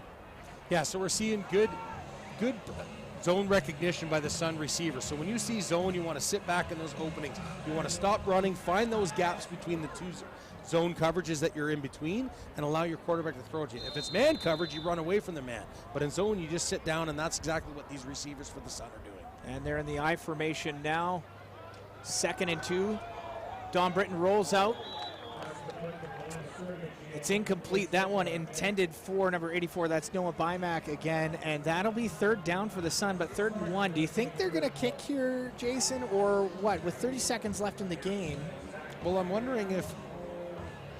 Did they close out the half? Yeah, I mean, I think you want to get kicks for your kicker. I like that idea, but if you know that it's 3rd and inches, right. If you know you've got this in your back pocket all day Mike long. O'Shea in motion going to the left, and it's a keeper for Dom Britton. He's going to get the first down. I like that previous play by the Rams when they knocked that down. It was play action pass with a naked bootleg, and number 23, Dennis Moses, as he came up to put pressure on that quarterback, he stayed in his crouch thinking he baited Britton into throwing over his head, and he was able to knock that down. So kudos to Moses on the defensive side for the Rams.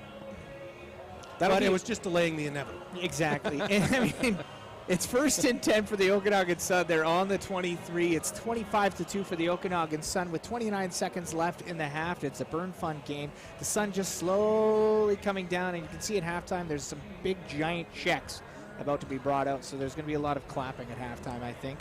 And we'll see what the Sun do here, if they're going to try and run the ball and just run out the clock, or if they're going to try and punch it in the end zone to make it 32-2 If they can at the put half. a touchdown on the board, they're going to. So it's going to be key for their time management, because worst case scenario, they're getting the 3 points. That's what they're thinking. We're putting 3 no matter what, but if we can get the touchdown, they'll certainly go for it. Javon Garwood behind Dom Britton here. Receivers in motion.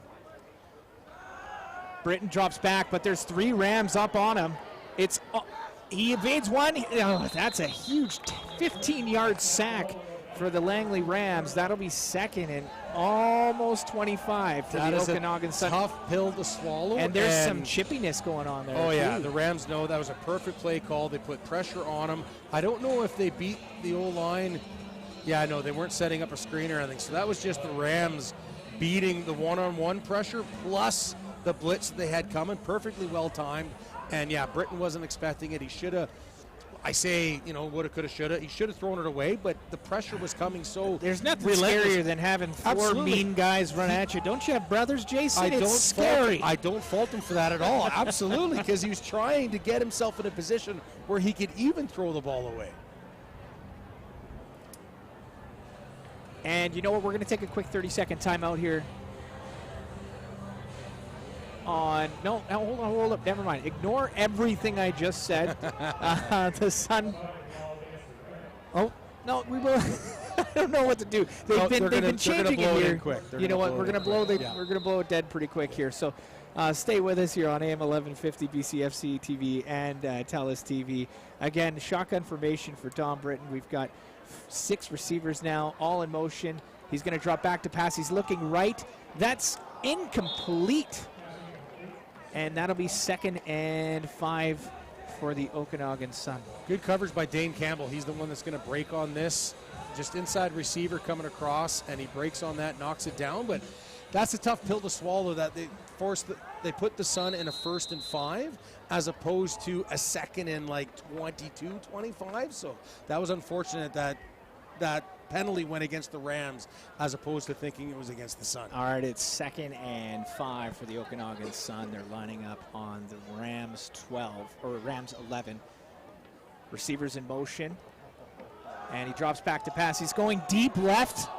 And that's incomplete. Intended again for Noah Bymack. He's really stretched his body out for that one. He was wanting that ball so bad. There was some good hand checking coming down the field. I like the refs not calling this. This is just good man-on-man zone coverage. Yeah, that was good. I didn't think he pulled cloth on that. I think he just had his hand on his hip. I could be wrong if we see a wider. Yeah, no, I'm not so just sure. a little bit, but really good play by the Yep. Langley cornerback there to just stay with his man the whole Yep. time. And again, that's 3rd and 5.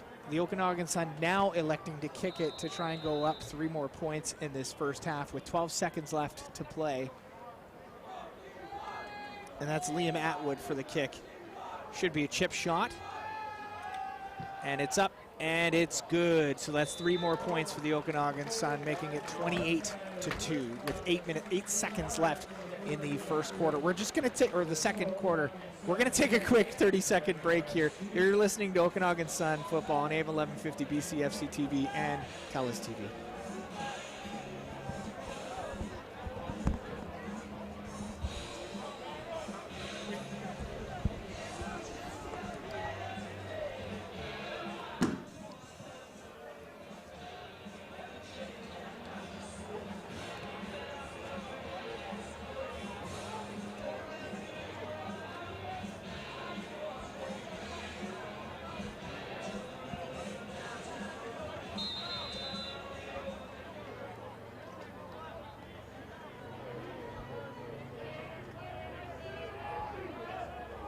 All right, the Langley Rams are going to try and get a last-minute touchdown here. They're on their own 35. They've just hiked the ball, and it's going to be just a quick handoff on the inside, but he does make a gain of 7 yards. That's for number 22, Cairo Hassan.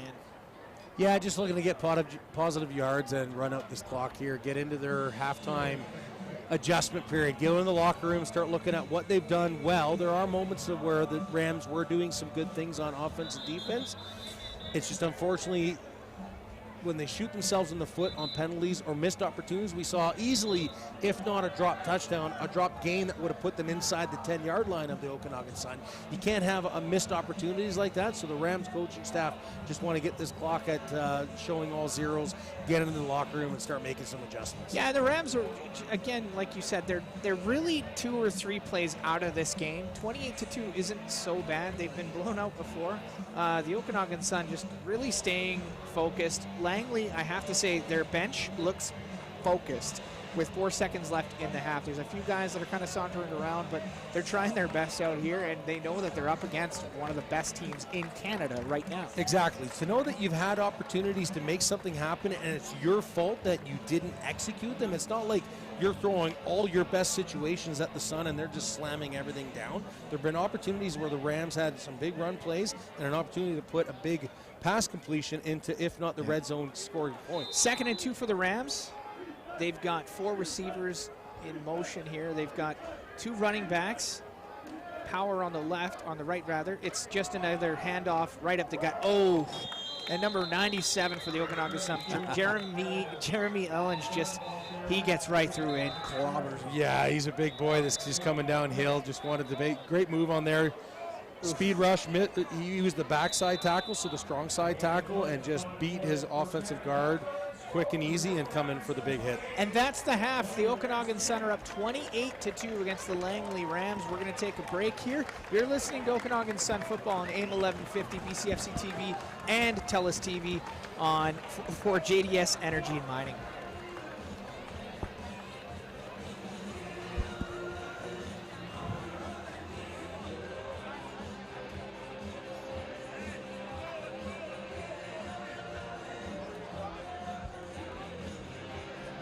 So, Steve, how long is this stop set here?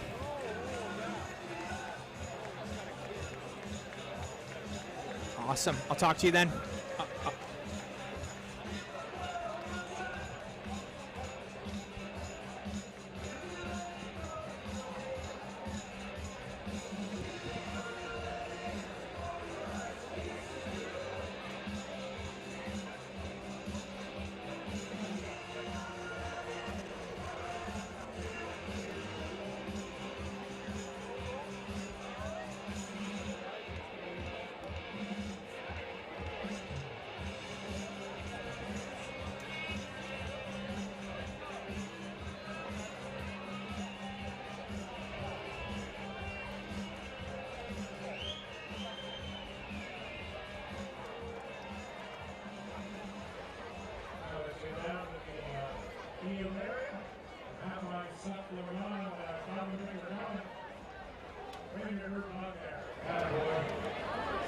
Very special halftime competition going on. We're going to have a tug of war between some soon-to-be firefighters and your Cologne Fire Department.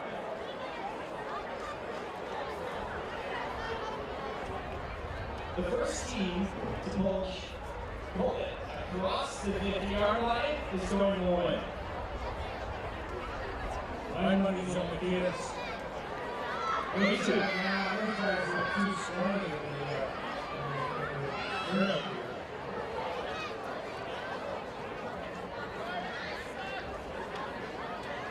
And all the kids to my left, the firefighters to my right.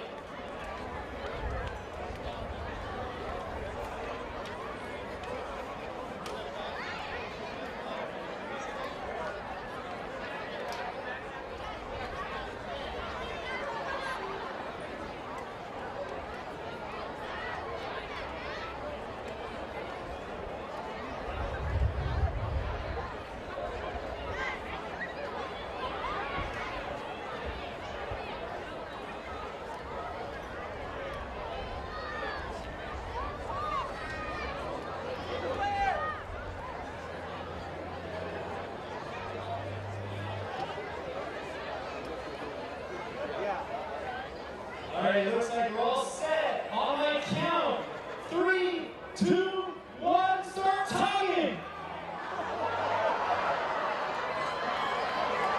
Oh, looks like the kids are running away with this one.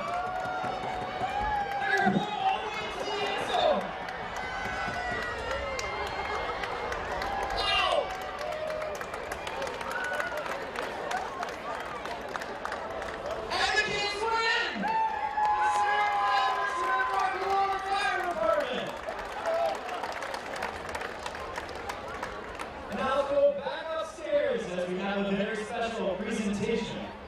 year, almost 700 children and adults from around BC are admitted to the burn trauma hospice unit at Vancouver General Hospital and BC Children's Hospital suffering serious trauma.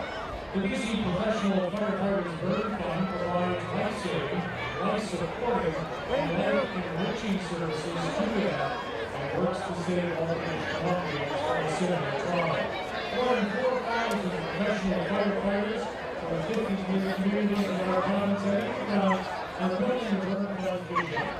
They dedicate their time and skills to support burn survivors and increase public awareness of fire and burn safety issues through the Burn Fund's research, support, and prevention programs. The Burn Fund is the charitable arm of the BC Professional Firefighters Association and was established as a registered charity in 1978.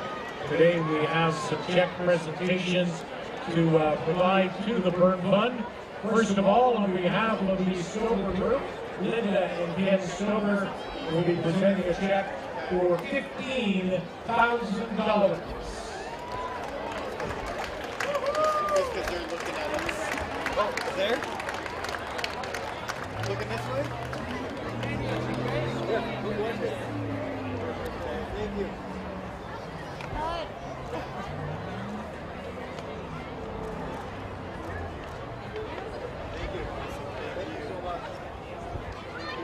Thank you very much, Linda and Ken, the Stover Group, for that kind donation. We do. On behalf of Vantage West Realty, AJ Hassey will present a check for $5,000.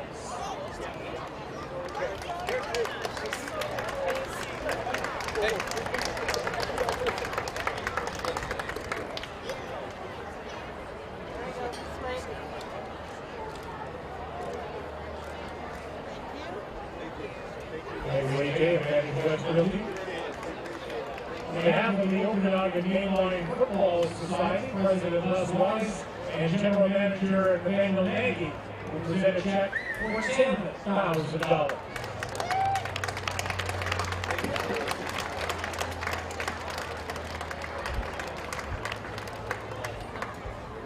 We also received word just a few moments ago that the OK Corral has also dropped off a check for $1,000 as well.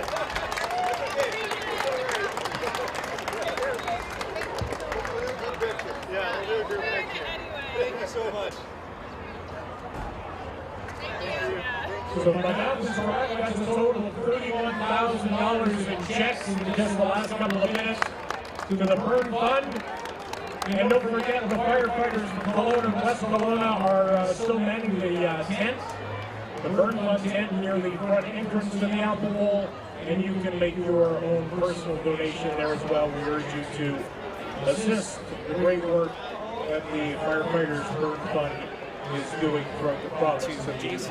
Thanks, guys. We appreciate it. You've got to establish the run so you can try and set up a play action pass. Now, establishing the run against the Okanagan Sun defensive front, I think you got to go. You're either going to go in the A gaps with traps between the guard and the center to try and get them going north-south, so hopefully they get into the linebackers and you're getting a 2nd and 7 or 6 or 5, or you start attacking way outside. You run your receivers and slot backs downfield and block downfield, and then either do like tosses or quick hitters or swing passes for your running backs to get out there and try and make that first man miss. Because at the end of the day, you got to get away from Romario Reed and Kalon Thomas. You got to get away from those defensive ends coming off the edge. They'll clobber you. Absolutely. And so if you're running any kind of RPO or zone or search reads, they're just going to crash down that line of scrimmage and smoke the running back every time. And when you start pulling the ball, they're going to catch you from behind as well. So it's easier said than done, the adjustments that the Rams have to do.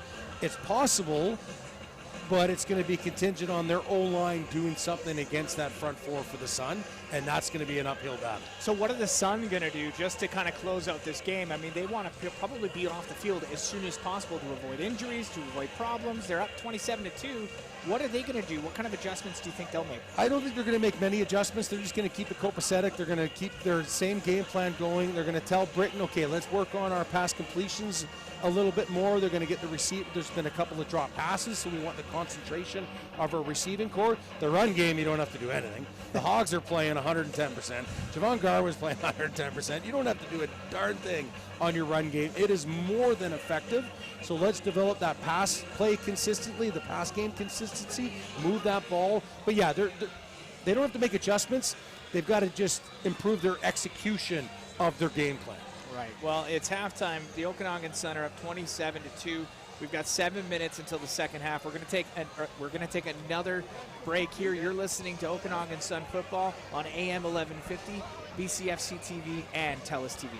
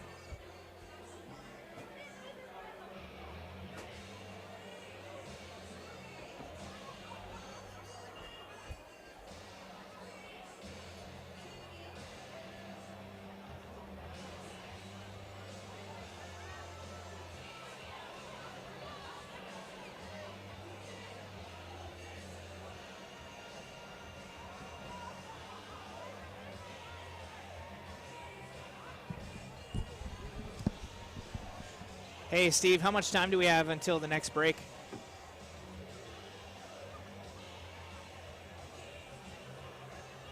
Do you want it? Is there any way to increase that to 4.5 or 5 minutes? Thanks, man. Make it 5 minutes. That'd be great. Like put in 3 more commercials or something. Thanks.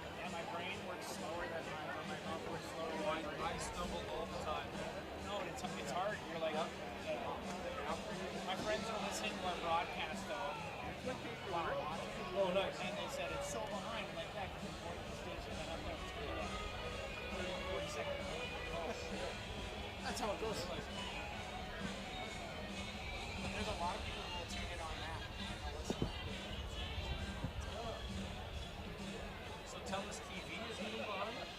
No, Telus TV is sort of behind. But it's just because that's all it broadcasts works. We're always going to have a 2-second delay. Just because one spot and then the other spot.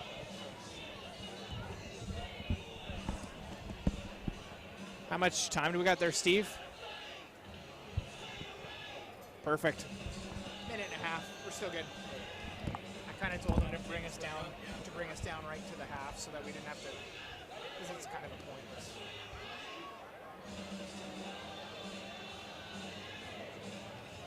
Trey Lance is having a heck of a game, though. I thought he was injured. You see the video of Trey Lance with at the Peelers chucking in a game week.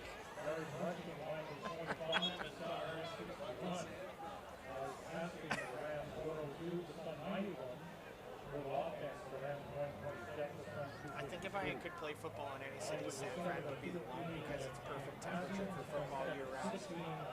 Like LA's too hot, Seattle gets cold, Chicago, yeah, you're freezing. Charlotte would be okay, I guess.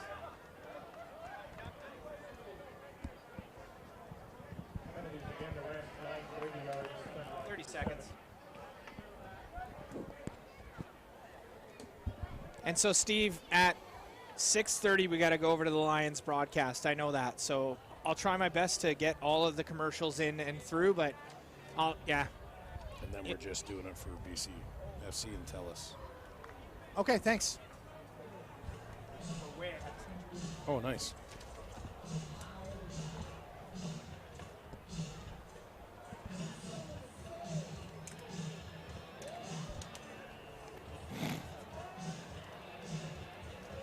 I'm Stephen Kepler, joined with Jason Casey. The second half just about to start, and we got former Okanagan Sun head coach Jason Casey with me. Again, Jason, what do you figure is the Rams are down 27-2 at half here. What are they going to do right now to get themselves right back in this game?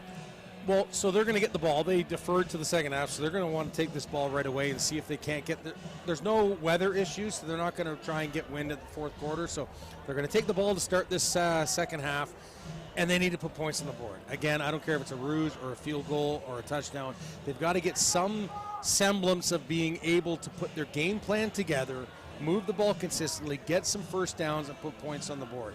If they do a 2-and-out or have a turnover at any point in this third quarter, the Sun are just going to regain that momentum, put points quickly on the board, and the Rams are back to square one where they're completely behind the 8 ball. So they've got to, whatever adjustments they did make in the locker room at halftime, they've got to execute them right away.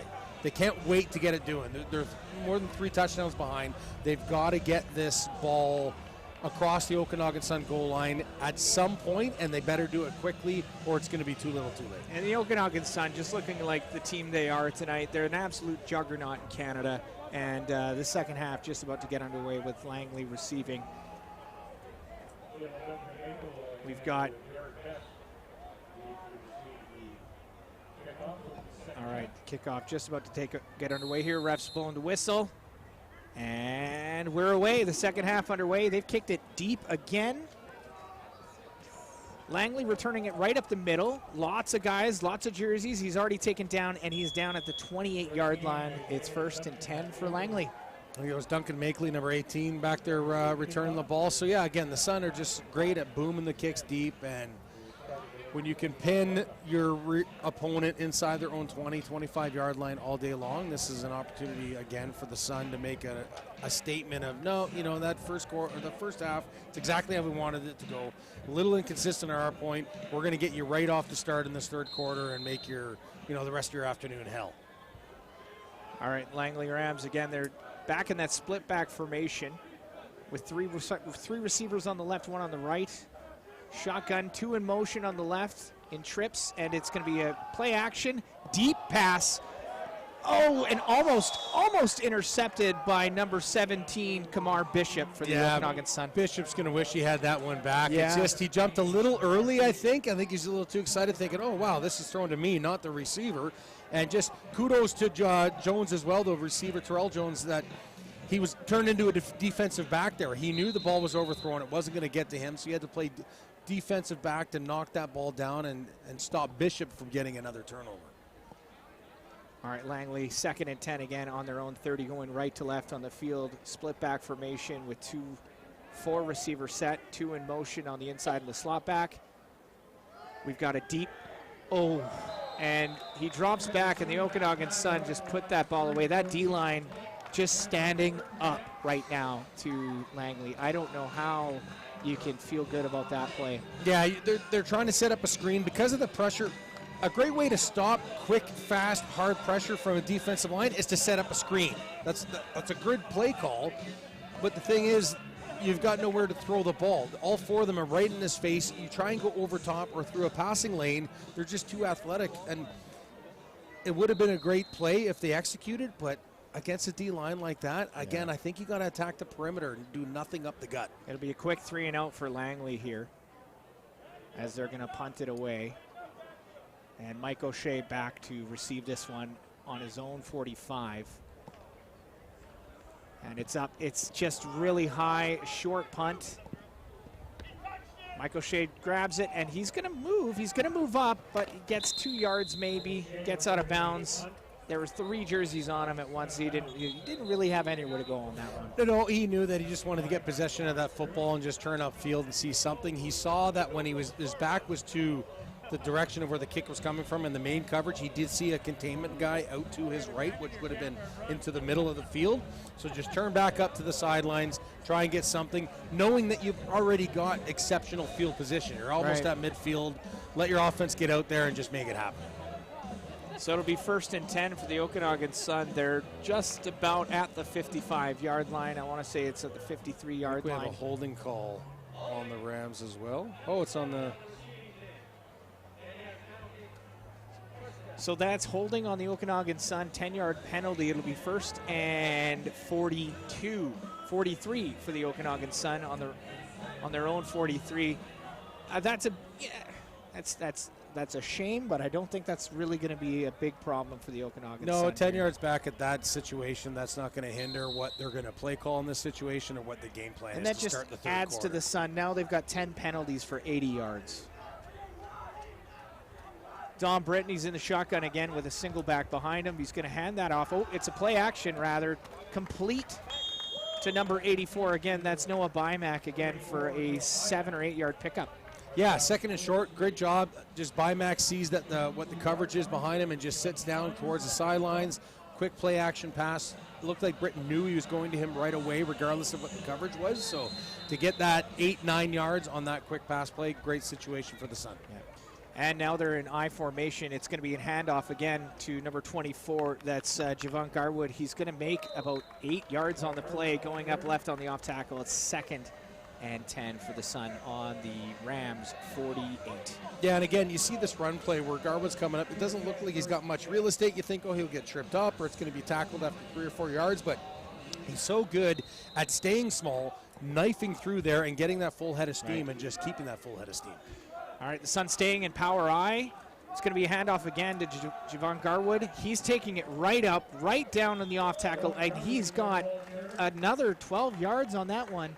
1st and 10 Okanagan Sun on the Rams 34. He is dominating this game. Yeah, he's doing such a good job at reading his O-line. The O-line are controlling that line of scrimmage and getting, not only are they dominating the front 4, the defensive line for the Rams, but they're getting to that 2nd level. And whether they're sealing inside the linebackers or kicking out the halfbacks, they're just doing a great job allowing Garwood to get deep into the 2nd level. The Sun going back to shotgun formation with a single back. We've got 3 receivers in motion in the slot, and it's going to be another handoff, but he's stopped in the backfield. Garwood, this rarely happens, but he's taken down for a loss of 2 yards. Yeah, so we had a blitz by Dawson Morin, one of the linebackers, and again, he timed it perfectly. He was coming up from his linebacker position, and as soon as that ball was snapped, he was knifing through between that guard and tackle, and there was no way they had a chance of blocking him. So when you got a single back set like that, and you're able to knife through the O-line like that, if you don't miss the tackle, it's going to be a loss all day long. The Rams aren't giving up in this game either, and that's got to be commendable. Absolutely. Because they're really staying strong and staying true. They really want to beat the Sun still. They're again in shotgun formation with a single back, 3 slots in motion, all going on the inside. It's a bit of a slant, but he's going to throw it deep, and that got nearly picked off by the Rams. Dom Britton throwing another one, another duck almost, deep left. Well, it just puts too much air under it. Almost like you want to have a lower arc so you can throw that receiver open. Yeah. But I think it was number 20, Drew Cushway, who was the free safety coming across. Knowing that there was a second defender there in great coverage, I almost would have liked to see him try and get on top and make a more balanced play to have that pick. That ball should have been picked by the Rams secondary. So now it's 3rd and 12 for the Okanagan Sun. They're on the Rams 37, and it looks like they're just going to punt this one. Yeah, it's too bad they don't have a leg for this. This should be 3 points. Especially when you're thinking about playoffs in a few weeks, and to compete across the country. I mean, a you really 45-yard need to be field goal. points. Absolutely. Yeah. Rams back to receive for this one. It's hiked high, punted just soft. It's going to be down and it's going to go out of bounds at the 15. So I guess that's good moral victory for the Sun. But yeah, I haven't seen much, aside from kickoffs, there hasn't been much going on in the kicking game that I'm overly impressed with by either team. Well, and special teams is such a big part of the Canadian game that I almost get a little nervous. If you're thinking way down the road, what are they? They're not doing many special things on special teams, and this is kind of a little bit, it has me a little worried for the Okanagan Sun when they're not doing anything to just get those extra yards, get those extra points. It's a game of inches, right, Jason? In a close game, on the scoreboard when it's a close game, that's going to matter big time. Regardless if it's the Sun or the West Shore or Rams, whatever happens in the playoffs, you need a kicking game. You absolutely need a kicking game, punting and field goal. The Rams are staying in shotgun formation with a split back set, 2 receivers in motion, and it's going to be a quick handoff. And he's going to get a couple yards. That's for number 27. That's Logan Curl again. So yeah, a little misdirection. So we see them in the split. So they got the 2 running backs, actually not a split, but kind of just like the pistol eye. And they're just crossing each other to see if we can't get someone on the D-line or linebackers jumping to the wrong side. So they're just trying to go big on big and then have a little bit of misdirection between the 2 running backs to see if they can't allow that to get them deep into the second level for second and short. And that was my bad. That was Cairo Hassan with the gain, not Logan Curl. So, again, my bad. Rams are in the shotgun again with the split back formation. 2 receivers in motion in the slot on the right-hand side. They're going to drop back to pass. He's looking right. It's complete. And they're going to get a first down out of that one, a gain of 6 yards. Yeah, so good conversion by Duncan Makeley there coming in. So he's just one of the slot receivers coming across. Actually, the 2 slot receivers cleared for him. He was the wideout coming from that wide side of the field. And, yeah, so Jones just sees him, throws it right in the breadbasket, and he does a good job as soon as he catches it to get upfield, turn his shoulders upfield, and worst case scenario, get the first down. And if you're able to make that first defender miss, then bigger yardage. But awesome conversion by the Rams offense right now. All right, and they're lining up right behind center this time. That's Trey Jones at QB with the power eye. Slot backs in motion. They're just going to hand this one off to the fullback, and he's going to take that one up a couple of yards, but he's stopped quick. That was 2-yard gain for number 21. That's Colton DeJong again. Yeah, so the Rams haven't had an outside run game that's been threatening the Okanagan Sun. So when you go for this quick hitter right away when your fullback comes up into the A-gap like that, if the Sun aren't threatened about anything on the perimeter, the 2 defensive tackles and the Mac backer are just going to key on that fullback all day long, and they're going to make it hard for him to get anything. So the fact that he got 3 yards is impressive considering there was no reason for the Sun to think otherwise. 2nd and 7 for the Rams, split back. They've got 2 receivers back in motion and the slot back on the left-hand side and trips. And they're going to look right first. He's going to go left. It's deep left and picked off by the Sun. That was the tip right there. Number 28, that's Isaac Matiti with a touchdown. Yeah, too bad Isaac couldn't tiptoe down those sidelines a little better. He almost had the touchdown. Yeah, he's just... So, yeah, good coverage by the Sun. We had inside coverage, deep coverage, and outside coverage. And the outside coverage, I didn't get the jersey number of who was playing possibly corner or halfback there. He was right in the hip pocket. It disrupted the opportunity for a completion, which caused the tip ball. And then, yeah, Matiti was just in there behind there, coming downhill to make a tackle, and the ball just happened to be tipped. And he was able to get down those sidelines to put the the Sun offense for an opportunity for a quick 7 points. And these guys go over that play in practice almost once a week. It's called the tip drill, Yes. and this is why they do it, for plays like that where you can make something out of nothing. Just really good play by the Okanagan Sun. Now Don Britton gets behind center here. He's going to be staying, it looks like he's going to be just behind center with the I formation again, and I bet they give this one back to Javon Garwood. No, he rolls out right with a bootleg. It's a quick toss, and just barely gets just shy of the end zone. That was for number 84, Noah Bymack. He's having a great game today. Yeah, so we see him. He's almost like a tight end. He's kind of off the line. So we had a wide receiver that was on the line of scrimmage that cleared out on that side, and then Bymack was just kind of a wingback, fullback, offset Jammed by tight two end. receivers. I mean, that was a really good play. Just great play action pass, and then he just leaks in behind coverage, and it was too little too late for the coverage to try to track him down from back, and then Britton just threw over the coverage head. The Sun are on playing goal line offense here. Again, they've got I formation, but the refs have called it. They've blown their whistles. All right, plays back in play. Okanagan Sun have power I again. Receivers in motion. It's going to be a handoff to Garwood, and he's going to get in there for the touchdown. Touchdown, Okanagan Sun. That's another 6 points on the board in the second half. 7 minutes left in the third quarter. We're going to take a quick 30-second timeout. You're listening to Okanagan Sun football on AM 1150, BCFC TV, and TELUS TV for JDS Energy and Mining.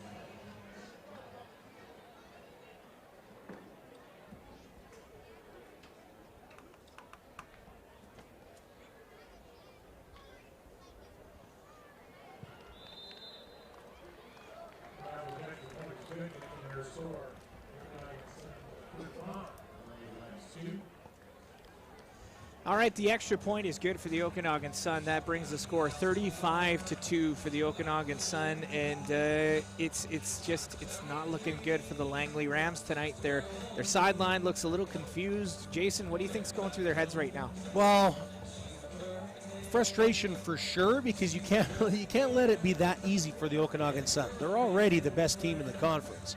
They're going to move the ball. They're going to put points on the board. When you make it that easy for them, it's just you're piling on yourself. Like, it wasn't a bad read. The ball just got too high. So I don't know if it got pressure in Jones's face that allowed that ball to sail where he had a tip, and then the big pick that led to the touchdown. Right. But the Rams need to I think they need to be a little more basic in the calling and just worry about that execution and get the perimeter attack of their offense trying to get to the sidelines as opposed to trying to do something between the tackles and see if they can't get some semblance of momentum. And the Okanagan Sun kick it off. It's going deep again for the Langley Rams. They're going to return it at the 5, taking it straight up the middle. There's a few blocks for him, and he's wrapped up at the 30. I think that was Joel Clausen, one of the DBs for the Rams back there on the return. Pretty good return. Again, there wasn't much air under that kick, so it gets downfield faster than the coverage team. The big high kicks allow your coverage team to almost time it where they're downfield when the returner's grabbing that ball. But when it's a line drive like that, you get an opportunity to have a bigger return against that coverage team, and the Rams were able to get outside their own 30. So it's a good start if they can get something going. All right, the Rams are looking to get some points on the board for this drive. They're in the power I formation. Sorry, that's my bad. Actually, they're in the single back or strong left shotgun. Receivers in motion. They've got 3 on the right with trips, all in motion. He's going to hand it off. They're going to run straight up the gut again. And 34, that's Derek Best with the carry, though. He's got about 4 yards on that one. Yeah, Best is one of their top dogs as a returner. He's a running back. Sorry, he's a big guy. He's a heavy load, and he can still go north-south pretty good. So if they can get that going, great. 2nd and 7, that's not a bad place to be, but they've got to get some consistency on their run play, their play action pass, and their pass game if they're going to start getting first downs and march the ball down, 70 yards for points. Rams back in their split set formation with 2 wideouts and 2 slot backs on the left. Trips left, they're going in motion. He's going to hike the ball, play action, and he's going to throw left to the flats. Number 12 catches it. That's Ryan Gosen. I believe that's his first reception of the game. He gets almost 6 yards on the play. This looks like it'll be first down Rams. Yeah, I think he had a drop ball earlier in the first half where I thought maybe he could have converted that. But, again, the ball's sailing a little bit. I don't know if that's the outside pressure that's kind of getting in Jones's grill that's affecting his release of his ball. But good decision to check down to there, make the first guy miss, and convert a first down. That's not a bad play call. It's not a bad play execution. Let's see if they can keep this going and get into a second and mid-range consistently and convert those second and shorts. They're lining up again. Sticking with their split back formation, two wideouts. Their slot backs on the right-hand side making trips in motion. Hikes the ball, drops back. He's looking left again, and that's incomplete, intended for number 2. That's Terrell Jones. Yeah, so Trey Jones in the backfield there, he's getting, the pressure's coming so quick. He knows where he wants to go with the ball based on the coverage and what he's seeing, how his receivers are breaking off, but because the pressure is coming so quick into the backfield, he's throwing earlier than he wants. Right. That out pattern broke later than the ball getting there because of the pressure getting in his face. He can't hold the ball that long, and that's affecting how he's delivering the ball to his receivers. All right, and Trey Jones calling an audible at the line here. You see something in the Okanagan defense. At 2nd and 10, he's going to drop back, play action, and he gets eaten alive. Sacked. I thought that ball popped out. That looked, maybe his knee was down. I don't know. That looked like it was a fumble to me, but the refs right now are calling that play dead. But it looks like a sack for 8 yards. Yeah, we see this replay just so quick coming off. So that's a great stunt blitz. Yeah, it might have still been in his hand. Yeah. But this is just a great. We can see the stunt blitz coming off. So right away he's coming around, and just that linebacker is untouched. Just a beauty blitz called by the Okanagan Sun coaching staff. And right another there. broken and execution. Play. Yeah. Another broken play for the Langley Rams. They're just getting eaten alive out there. It's really got to be really tough for them at this point. It's 35-2 for the Okanagan Sun. The Rams back to punt on their own 35 with 4 minutes and 20 seconds left in the third quarter. Rams going right to left. And Okanagan Sun just crowding the line. They're all blitzing now. That's punted pretty high. O'Shea's going to return this one at the 50. And he's got room to run. He's taken down out of bounds at the 51. It'll be 1st and 10 for the Okanagan Sun. And he's just so good and disciplined. I've said this before in previous broadcasts. He's not afraid to give up yardage. If there was another brown jersey out there at the top of that screen on the wide side, he would have given up probably 5 or 10 yards to get around that. Recognized that he was outmatched on the field side, went back up the sidelines, and you see him as he's going up those sidelines and running out of real estate. He's got no problem putting on the brakes, stop, let a guy go past him, go again ahead. Like, he's just so good at stop, go, stop, go, stop, go to find any sliver of daylight to keep having big returns. All right, it'll be 1st and 10 for the Sun on the Rams 50. Britton in the shotgun. He's looking left. It'll be a screen. And he's taking it 5-7 yards now. That's for number 1, Colby Mileto. 2nd and 2 for the Sun now. Yeah, another good decision by Britton there. So not even a play action pass. He's just dropping back and knowing that he wants to go to that swing pass. The linebackers aren't coming out into that coverage. So you got the receivers. The slot backs are clearing that area. You got the wide receiver getting out and then blocking on the corner, and the Mileto's just got that real estate. I thought it would have been a bigger game, but they did do, I think it was number 6, Kevin Vickland, one of the linebackers that was able to close it well enough to stop him from getting closer to a first down.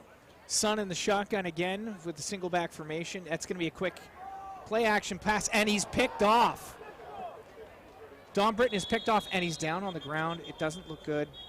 He's back up. We got a flag on the play for this one. I think it might have been the receiver, Okanagan Sun receiver. I hope it's not the DN, number 44, that's offside, because that's going to negate that turnover. Cole Barron might have been too quick coming off the corner. A key interception, though, for Brox Comian. Yeah, top notch, man. He broke on that ball great.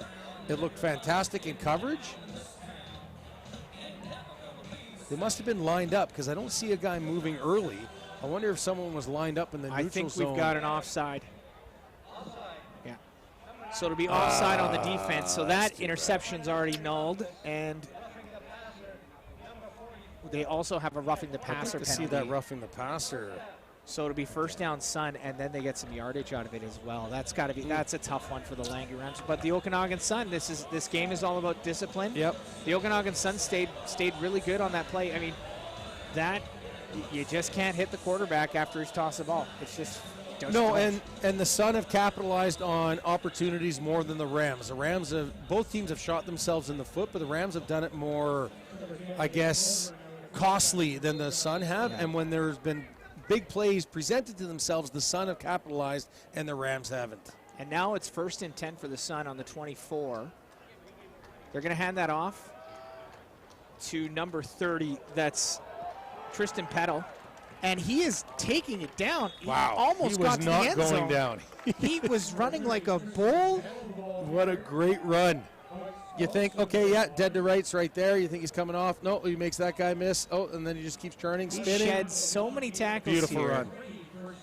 That's a guy you want on your team, though. He's going to Absolutely. run the off tackle, and he drops 5, 6, 7 defenders it takes to And he's got before he's down. fresh legs. No, it's towards the end of the third quarter, and a running back. And he's going to stay behind Dom Britton as they hike the ball. That's 1st and goal for the Sun. He's going to take the ball again, and he's going to get a touchdown out of that. That's touchdown Sun. Yeah, and Pedler deserves that one because of just how strong he was. Pedler deserves that one just how strong he was on that run. Absolutely, and it is Kroger at quarterback now, too. So the Sun have gotten Britton out of there, so that's just Kroger to Peddle. And when your number twos can be this effective, that's a great problem to have. Yeah, with the Sun being up 41, almost 42-2, the Sun are going to start playing their second and third stringers, get some reps in, and give their starters a little bit of rest for next week when th're off to Kamloops.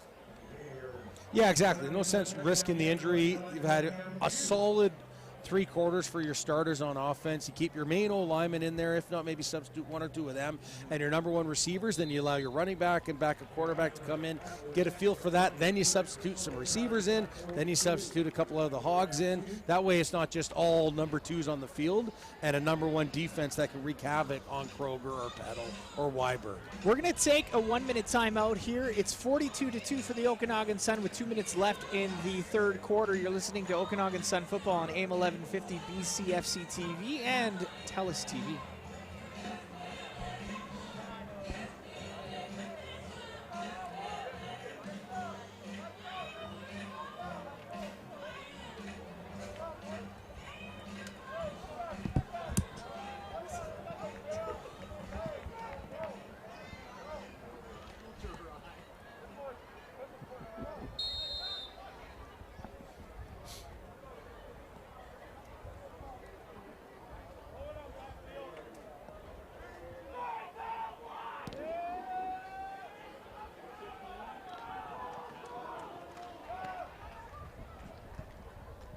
Rams returning it and just going nowhere. They're going to be on their own 15 for this play. Yeah, so it was Kenneth Balukas, one of their best defenders back there returning, probably just trying to get something going. All these DBs have great speed and great hands, so why not maybe see if you can have a different returner set something up for you. But again, you're just running into a very disciplined, very effective coverage team in the Okanagan Sun Specials.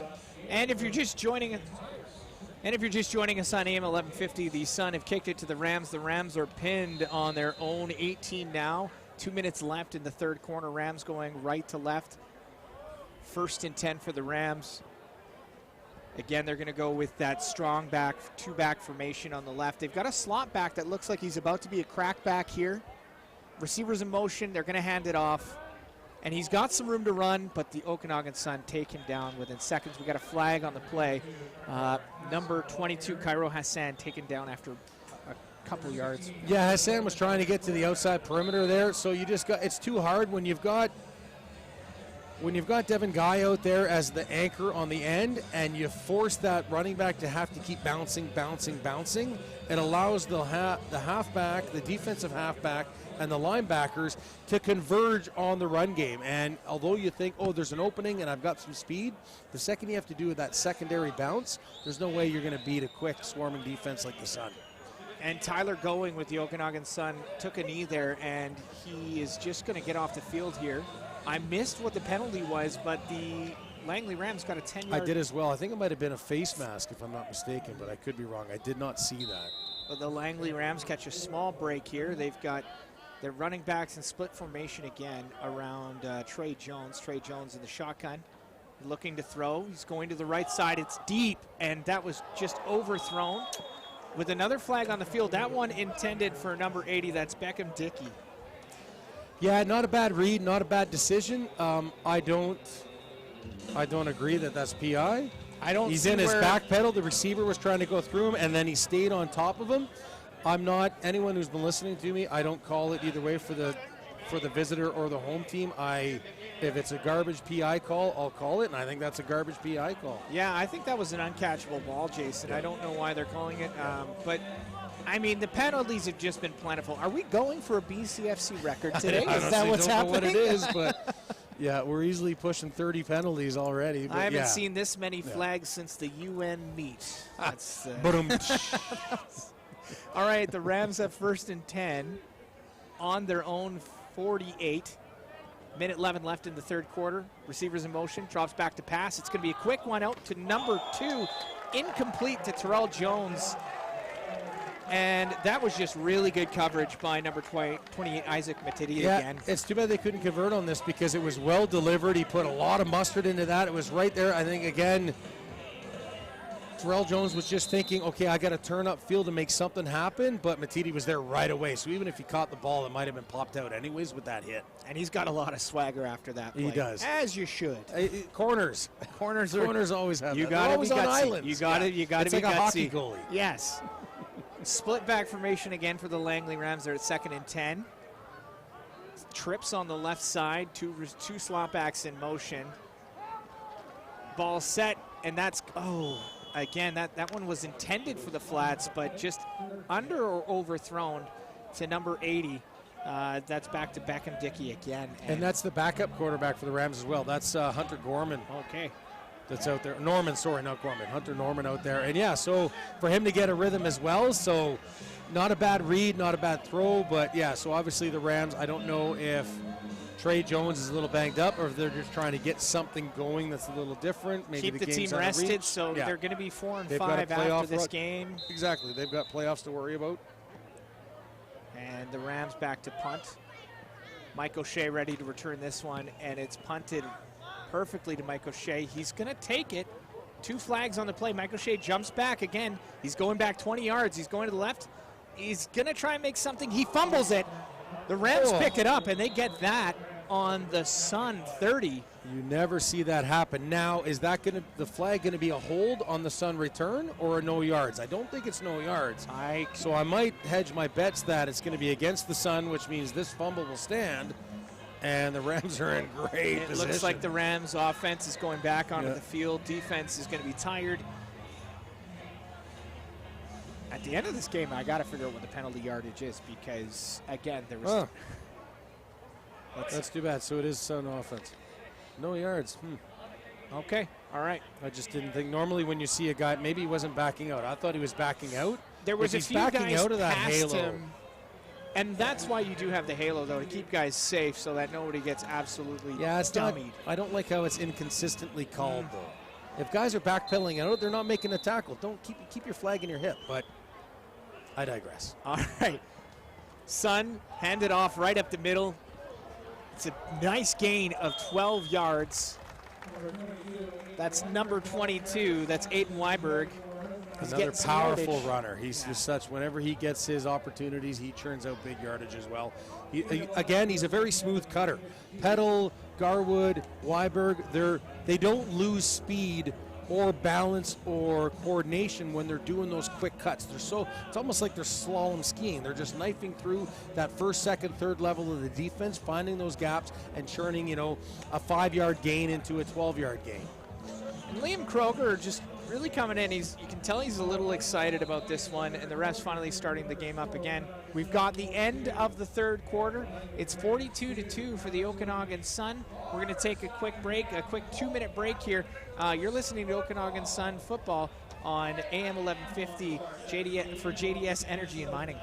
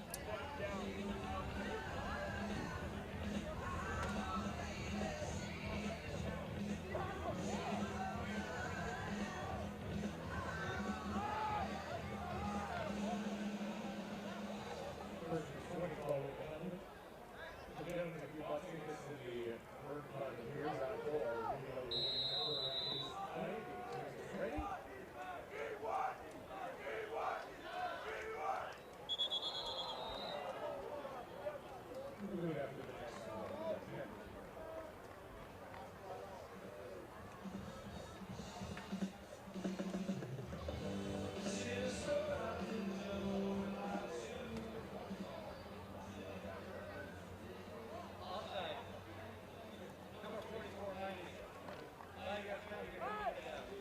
At the start of the fourth quarter, it's 42-2 for the Okanagan Sun with 14 minutes and 44 seconds left to play. It's going to be 1st and 15 for the Sun because we had another penalty yet again. One each, yeah. Backup Liam Kroger's in at quarterback now. And he's going to hand it off quick, and it's a play action, and that almost became a quick runaway for number 87. That's Caden Grunding, sorry. He got past the defense pretty quick there. Yeah, if Kroger had a split second longer to just settle himself with throwing that or putting a higher arc on that, he would have thrown his receiver wide open for a touchdown. Great play call, great read. It was just, I don't know if the pressure got to him and it was too quick, but yeah, we're seeing yet again another penalty.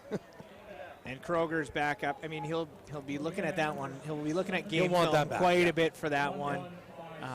And a lot of second stringers are in this game now with 14 and a half minutes to go. Kroger back under center.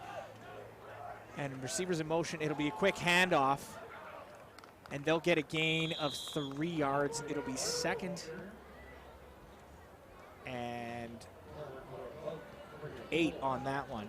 Yeah, so just a quick hitter with Weiberg. They saw we see motion again with those backside slot backs when they come in and almost play like a fullback, and they were just trying to get something going for Weiberg. So Kroger gets another shot at this to keep the drive alive. We've got 2 receivers in motion on the left-hand side in the slot. And he's going to go right. And that's almost picked off by the Langley Rams. Another flag on the play, but that was almost picked off by Dawson Morin. Yeah, way to just sit in his zone. You got crossers coming over from both sides of the field, so you got your both inside slots. He's looking to go second level on that, so Kroger's looking to get it. He's looking to get it to Samudio over there on the kind of second level. You got a short crossing and a deep crossing. He was trying to go for the deep, and yeah, that should have been picked by Morin. So now we've got a 3rd down for the Okanagan Sun here, and they're going to bring out the punt team. I think on this series, on both teams combined, I think there must have been 5 or 6 more penalties. I can't wait to talk about how many penalties there were in this game, but that's the game of football. Sometimes mistakes are made, and that's. And just want to remind you, at 6:30, we are going to have to leave the AM 1150 feed to go to the BC Lions game. However, we're going to stick with you on TELUS TV and on BCFC TV. Lucky you. I'm trying to call the play. Stop making me laugh, Jason. All right, Kroger's back to all right, Kroger's off the field. Sorry, it's punt formation for the Okanagan Sun. And they're going to punt it deep right. Rams are going to grab this one at the 15. They're at the 20. They've got a few yards, and he's wrapped up at the 24. That was Terrell Jones back there, their #1 receiver, trying to get something going on their return team, trying to help his offense set up in better field position to see if they can't do something. Now we get into a fourth quarter of a game that's essentially pretty much out of hand. You want to start building on what's going to work for you in the fall, like the weeks coming, get ready for game film, start getting your prep week. And keep your guys focused on next week, because this is where teams can really crumble in a season. When they have a loss like this, it can really defeat teams. But Langley's still got a storied past. They're still a good franchise. They're defending national champions. Yeah. They won it all last year. It's tough to repeat, so they're right in the thick of things still.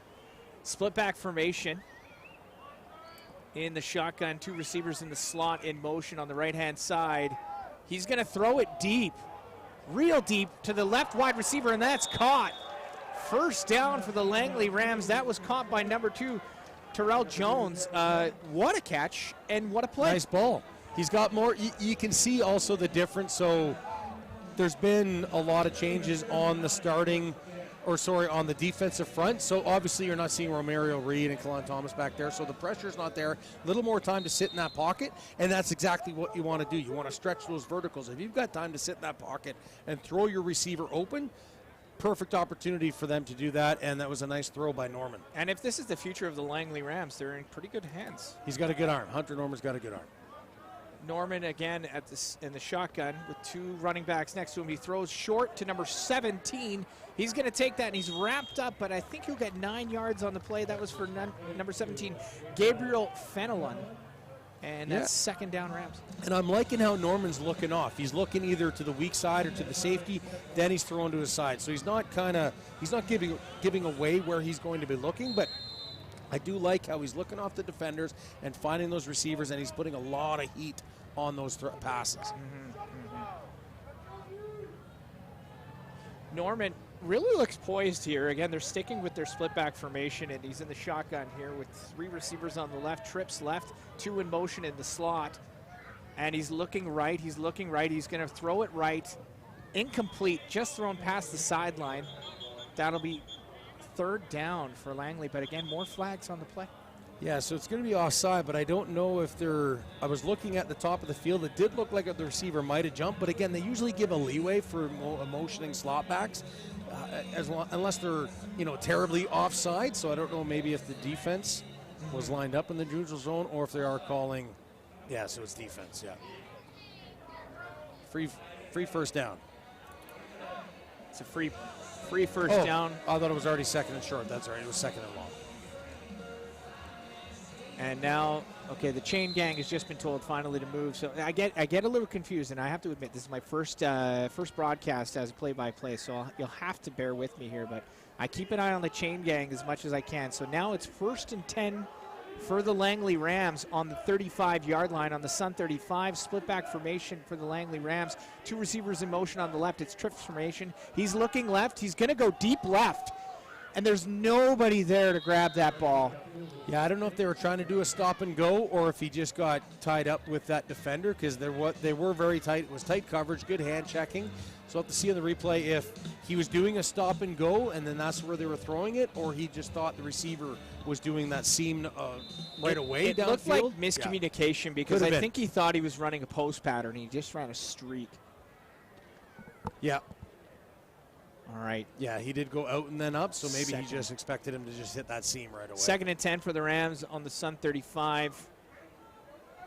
Sticking with this is a pretty typical formation of the Rams.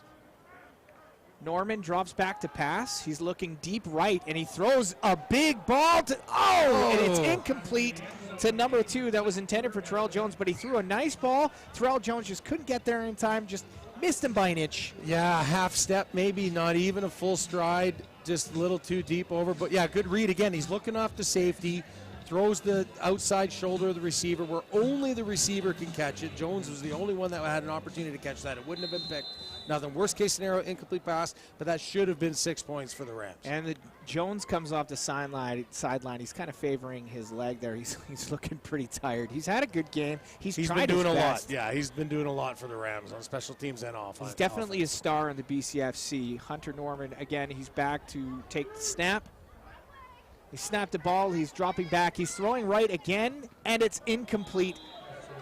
Again, that one was really well defended by number 28, Isaac Matitti. He's just been really solid as a corner this year. Yeah, Isaac's done a great job coming in. So we got to see a good stunt. We brought a little bit of a blitz, the Sun did, coming off, and they got a bit of a stunt that wreaked havoc a little bit in front of Norman. Norman's doing a good job of just sitting tight in the pocket.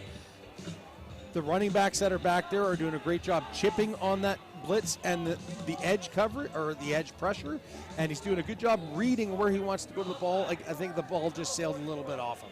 And we got another penalty. That was it. I believe that one's declined.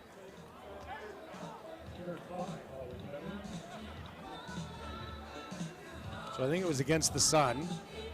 So it'll be. Again, I missed that one. Short. I was gazing into your eyes, Jason, as you were explaining the football game to me. That happens. And 10 minutes left in the fourth quarter. I want to remind you, we are breaking for the Lions game off AM 1150 in about 13 minutes here. Norman, I think he really wants to punch one in the end zone. It's 3rd and 6 here. Yep. And he's got that strong left formation, back to split back. He's dropping back. He's going to pass left, and that's incomplete. Well defended by the Okanagan Sun there. And That's a tough one. That's a really tough one for the Langley Rams there, but the refs are blowing some whistles here. Something's going on. Yeah, there's another flag at the top. That was just, you got zone coverage on the defense, and you've only got the 2 receivers, and they're just doing equal crossers. So you got the wide receiver coming down to try and set up almost like a pick or something. But when the ball is thrown to the wide side like that with only 2 receivers and you've got 3 defenders, it's easy for the defense to make a play on a ball like that. So we're going to take a quick 1-minute timeout here, and just a reminder, we are going to be breaking on AM 1150 to the Lions game at about 6:30, but we will stay with you here on TELUS TV and BCFC TV.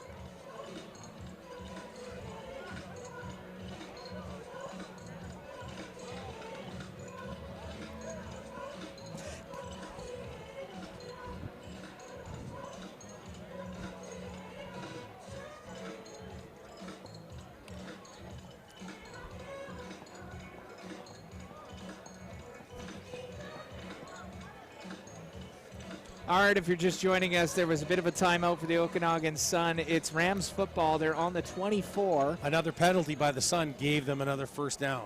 Oh, boy. Yeah. Coach Jason Casey here with me. I'm Stephen Kepler. Coach Jason Casey just getting aggravated with the amount of flags that have been, and the penalties amount of are penalties frustrating, especially on the defense side of the ball. To allow an offense to keep their series going is frustrating. And the Rams drop back to pass. Norman There throws it a is. deep ball, and it's a touchdown, Rams. Finally. That is a great throw to number 80. Was that number 88, Brendan Van Moyen?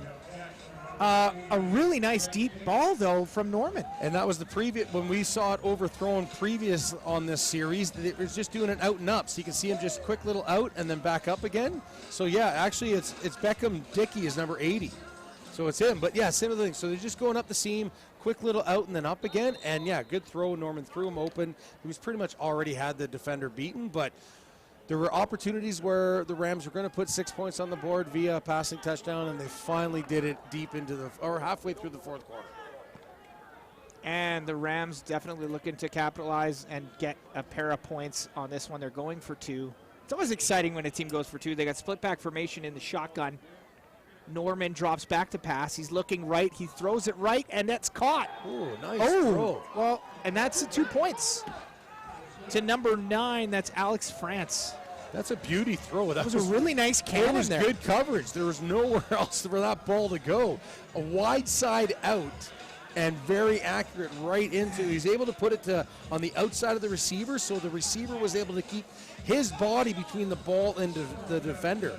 That's a beauty throw by Norman. And you gotta look at next season. Norman is going to be their go-to guy next year, and I'm already looking forward to seeing what he has to bring to the table next year in this conference. He's going to be a great quarterback for years to come. Well, not even that. So as the Rams finish out their season as well, as they're jockeying for whether they're going to finish 3rd or 4th, whatever ends up happening the last 3 weeks of the season, they know they've got a quality number 2. You don't want to have a number 1 and a monster drop-off to your number 2 quarterback. So what the Rams know when they're in the thick of things, if they're playing, the number 2 seed possibly as the number 3 seed, and they've got someone that can come off the bench and can control their offense in maybe a close game, or if something happens to Jones or whatever, this is a good situation for the Rams to have with Norman. And this is a phrase I know you'll love to hear, Coach Jason Casey. Competition breeds improvement. Sure, why not? The Rams are set to kick off. It's 42-10 for the Rams, and I just want to 42-10 for the Okanagan Sun. I just want to remind you in about 8 minutes on AM 1150 we are going to break for the Lions game, but we will stay with you on TELUS TV and on BCFC TV with 9 minutes to go in the fourth quarter. It's 42-10 for the Okanagan Sun. And the Sun are going to go back to work on offense. Kroger looks like he's going to be jumping in at quarterback still. Yeah, that was a good return by Zamudio that was back there returning. Good return when you can get out there. He's outside, well outside his own 30-yard line. You got your Kroger coming out with his offense. Let's see if he can't prove to his coaches that, hey, yeah, you know what, you can keep the same game plan. I can command this offense with the whatever, you know, running back or receivers that you have out in the field with me. I'm a quality quarterback. Then you can go to me at any time in a game, and I'm going to be able to move the ball for you. Rams in a 4-3 set now. They've blitzed, and that's a big run for the Okanagan Sun. They've carried it up the middle for number 30.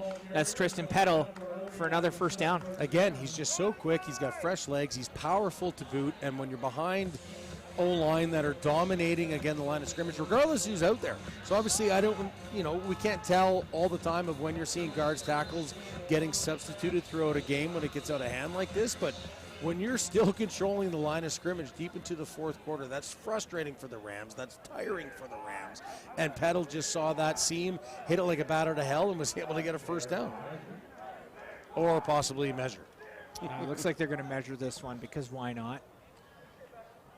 It did look like I thought he flopped past the first down It's going to be but first and 10, just a hair above the first down there for the Okanagan Sun.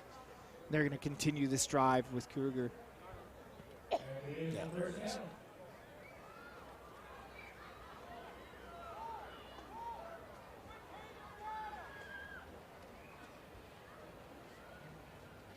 Just looking at the sidelines, Terrell Jones, wide receiver for the Rams, he looks a little defeated tonight, and I think he should be holding his head high, because I thought he's had a great game up until this point, regardless of what the score says. No, and the Rams did have opportunities. There easily could be 20, 25, 28 points on the board for them if they were capitalizing on all opportunities. Kruger throws it deep, and it's intercepted by the Rams at the 44-yard line. That'll be first down Rams. What a pick. Yeah, that was tough. Kruger couldn't see the completion of that play. He did get pressure coming in, so he is kind of throwing on his back foot, just kind of lobs it up there, and that's an easy pick when you're not able to put everything into it. And Drew Cushway, he's actually limping on the sideline, so I think when he fell and he grabbed that ball, he must have fallen just a little awkwardly. And again, so it's Hunter Norman back at quarterback as far as I can tell, and it's first and 10 for the Langley Rams on their own 44. Do you think Hunter Norman's going to try and put up another? Absolutely. There's too much time left. It's not like there's only 30 seconds left. He's got tons of time. He's got the whole offensive game plan at his disposal. Yep. For sure. Hunter Norman's got the split back with two slot backs in motion, 4 wide receivers. He's looking, he's going to run it up the gut, and just a quick draw play for him. I think he just didn't see anyone open, and he decided to just keep the ball safe. No, you've only got 4 receivers attacking a full zone coverage, so if they're not putting any blitz and if they're not worrying about the run, the linebackers are going to bail into pass coverage, and so are the halfbacks. And when you're in zone, your receivers aren't going to get open. So a young quarterback, Norman's got to either recognize, okay, instead of scrambling straight up, I got to scramble to one of the sidelines to maybe one of my receivers breaks out and gets open, or I can just run to the sidelines and try and get some kind of pickup. And the Langley Rams, again, they're lining up with Norman at quarterback, Hunter Norman. He's got 1 touchdown on the day. Split back formation, receivers in motion. Snaps the ball. He's looking right. He throws it short to number 2. That's Terrell Jones, and he has another reception. That one was tight. Yeah, that'll be close. Looks like an 8 or 9 or 10-yard reception. They might. Let's see where the refs spot the ball here. The first down marker's at the 54, and his foot is at the 54. So it's definitely going to be. Are they going to bring out the chain gang? They've got to bring out the chains. Yep. So, yeah, they're going to go on referee number 90 is the main guy. His spot is the main spot. And reminder, in about 4 minutes, we're going to break for the BC Lions game. If it happens abruptly, that's my apologies. Just on AM 1150, we're going to break for the BC Lions game. But Jason Casey and myself, Stephen Kepler, we're going to stay with you on BCFC TV and on TELUS TV. There's 7 minutes left in the fourth quarter. It's 42-10. For the Okanagan Sun. The chain gang just coming out here to measure for the Langley Rams. They had a really nice toss out to the flats where Terrell Jones, again, made about 4 or 5 yards after the catch, and the chain gang just measuring the ball here. And it looks to me like it's going to be... Oh, is there a kick? Is it short? Let's see what the refs say. You can't. No. And they're calling first down for the Langley Rams. That was and tight. there's a lot of cheers coming from the Langley Rams sidelines. Yeah, the game might be out of hand for the Rams, but you got to play for pride at this point. Well, and you got to play for what you're executing in your game plan. So when you're in a 2nd and long and you get a pass out of the flats, absolutely, you want your receivers fighting for those first downs. So it's not just about pride, but of course that's paramount. These are, quality young athletes that want to play the best they can at all times, but it's also about being effective in the play call that you're doing, regardless of what's on the scoreboard. Hunter Norman, again in the shotgun, drops back, he looks left, there's Going nobody, he's going to keep it, he's going to run up the middle just a bit, and he's taken down after a gain of, nope, he gets down at the line of scrimmage there.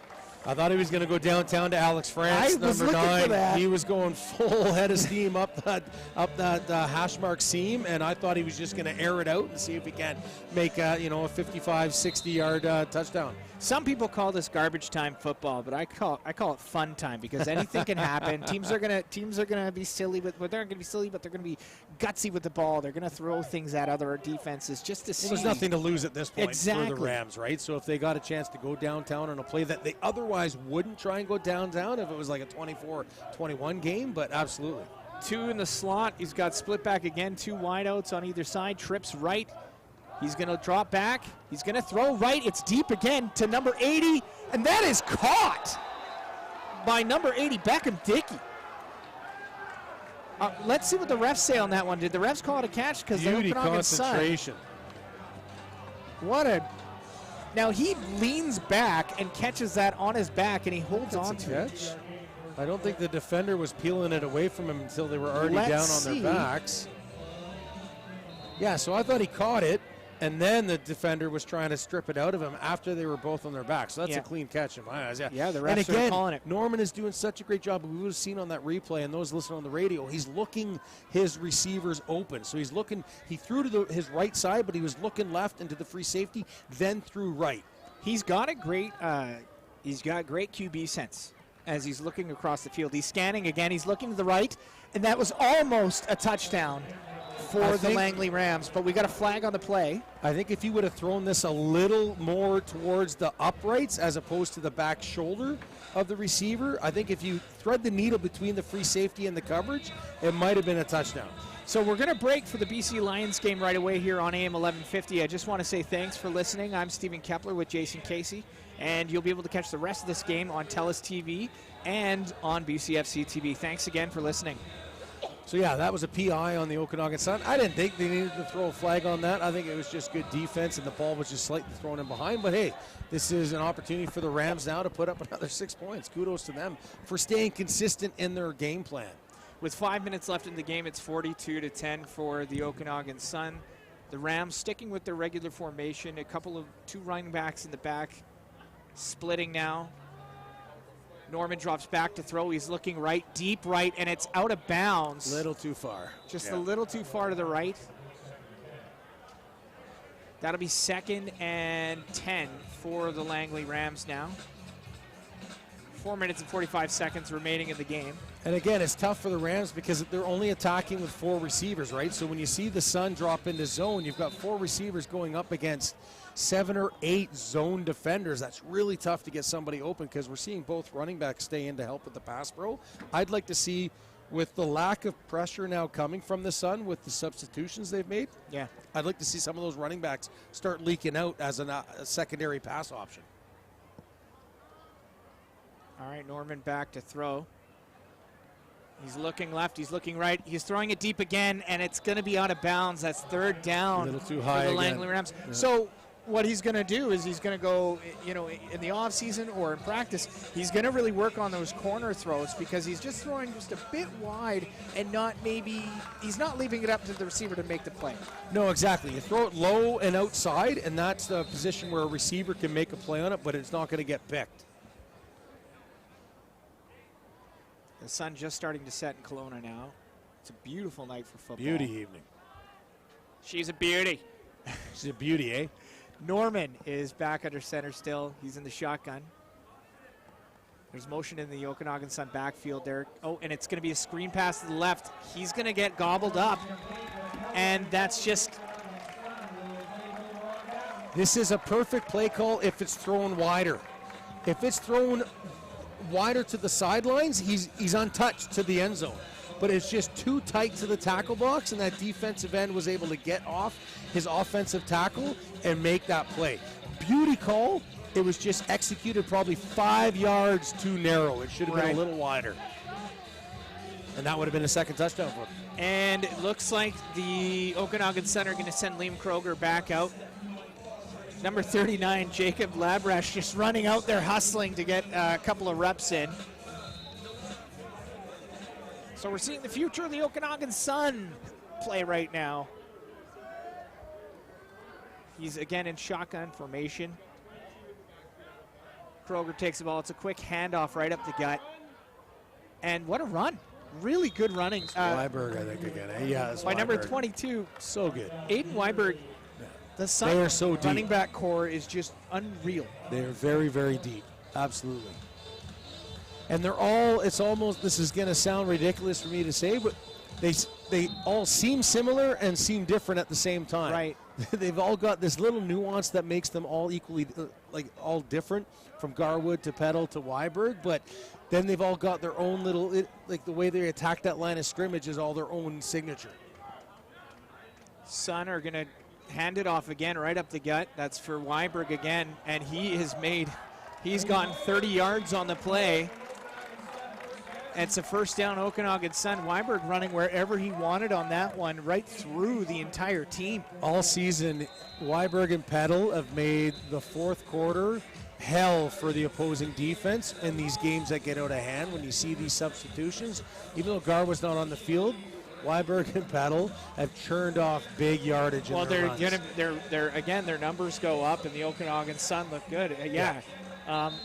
Unreal playing by the running back core, and Javon Garwood not even playing right now. No, and it's kudos again to the O-line, regardless if it's the starting five or the substitutions at guard and tackle and center. They're still controlling the line of scrimmage and making huge gaps. 2 minutes and 44 seconds left to play. It's another run in the inside for Weiberg, and the Sun are just running the football down. And this game at its core is won or lost by the defensive lines, and you can see that with the Okanagan Sun. They've just been manhandling this defense today. Yeah, they've great pass pro. We've seen Britton get both Kroger get dinged a couple of times, but great pass pro. The running backs help with the pass pro, but yeah, the surge on their run plays when they're running, helmets down and just north-south, they've done a great job. And the Sun gets stuffed there, and it looks like it's Rams football. I think it might have been, whether it came out at the exchange or if they knocked it off, because that defender coming off the edge, he crashed down. Let's see that again. Oh, yeah, it looks like, it looks like Weiberg lost the football almost. Yeah, I couldn't see if there's an issue with the connection between the quarterback or if it were trying to do a play-action pass and the ball just got caught on the running back's hip. We see that sometime when they know it's not going to be a handoff, but you still want to sell that fake, and it gets kind of hung up on the hip, and the ball pops out of the quarterback's hands. Hunter Norman back on the field trying to carry his offense to another touchdown. It's 1st and 10 on the 48, on the Sun 48th. He's quite poised for his age. And that could just be because he's playing, with nothing to lose here. No pressure. Yeah. Drops back. He's looking left. He was going to go deep, but he's keeping it. He's going out of bounds, and he tosses it out of bounds. Really solid defensive play by the defensive line there for the Okanagan Sun. They really kept him at bay there. And there's another flag on the field. Yeah, Devin Guy's done a good job. Number 44, the defensive end for the Okanagan Sun, coming in off the bench. He's put pressure on the quarterback. He's chased them down. He was the one that made that play on that tackle when I said if they did that swing pass wider out, he's the one that came off the O tackle and made that. Yeah. So if it was wider, it would have been too far from him. But yeah, Guy's done a great job coming off his blocks and putting pressure on Norman and making tackles. That said, this might be against him, though, this penalty. Yeah, we'll see what the refs say here.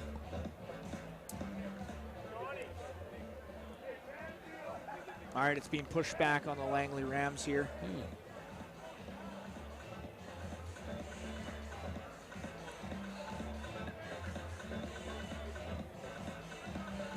And I'm trying to get numbers here to see how much was raised tonight, but it was the Burn Fund game for the Okanagan Sun. So the stands were absolutely packed tonight. A lot of money raised for the Burn Fund, which is something you love to see. A lot of people out here to watch some football tonight. This is just a perfect evening for football in Kelowna.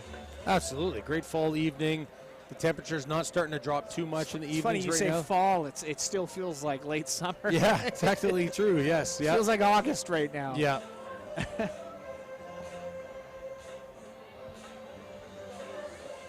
right, the refs convening at the center there. And Trying to see if they're discussing if there's 2 penalties or if it's just on the Rams. Because the only one I thought that might have been possible was Guy, as he was hitting, pushing Norman out of bounds, like edging him out. He put his hands up, but yeah, I thought maybe it should have been. And now they're taking it to the center at 55 here. 2nd and 20, or roughly 2nd and 18.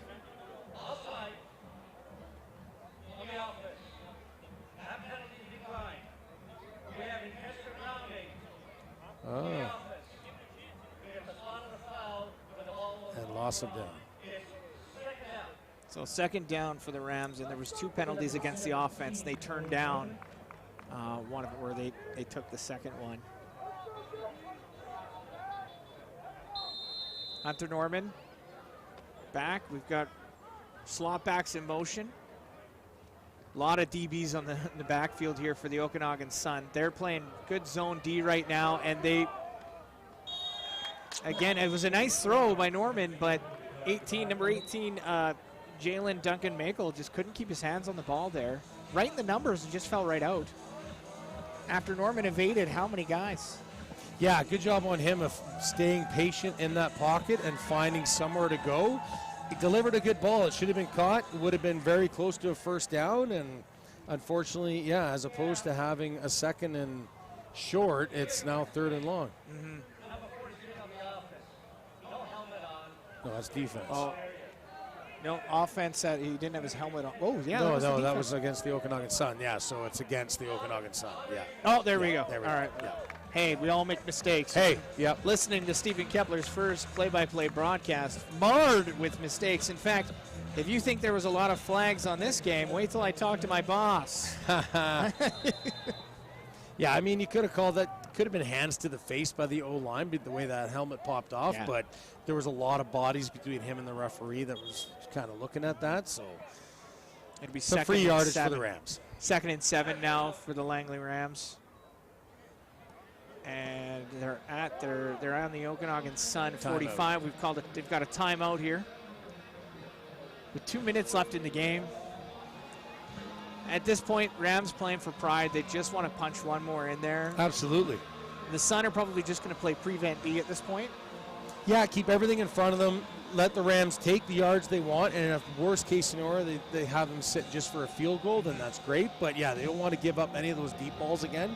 Sit back and deep cover 3, if not cover 4, and maybe even just put pressure with your D-line and maybe peel a defensive end into the flats as well if you don't want to lose a short zone coverage by taking one to go 4 deep. You can have one of your athletic defensive ends kind of peel into the weak side flats, and it still gives you the same coverage, guys, but just put a little bit of pressure on Norman. Norman back to take the pass again. He's looking left. He's going to go left, and it's just short, but just enough to get the first down. That one intended for... It's Jones again. Jones. Terrell Jones is having a really good game. A lot of catches for him tonight, and he's been kind of a really important cog in this offense. Oh, yeah, for sure. Yeah, no, there's no doubt that he's the leader out there as the receiving core. He's the one he's the target that the quarterbacks want to feel comfortable that if they're going to them, it's, 9 out of 10 times it's going to be a completed pass, and moving the chains into a first down. And this Okanagan Sun defense not giving up much today. 10 points on the board. They're tenacious. Is impressive. Just impressive. Norman drops back. Looks left. It's just a quick toss again to number 17. That's Gabriel Fenelon, and that will be about 9 yards on the play.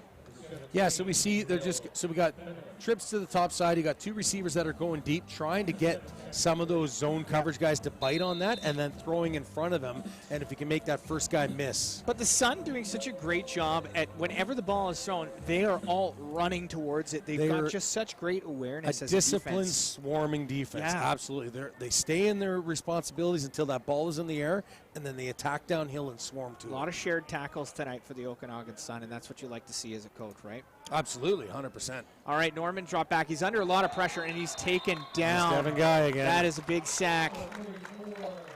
With a loss of about 10. Oh, that's Miss Obanga. Sorry, that wasn't Guy that time. Yeah.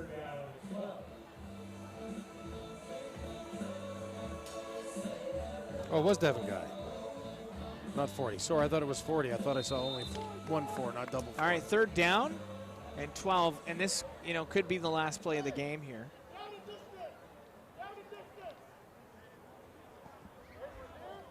All right, 3rd and 12 for the Langley Rams.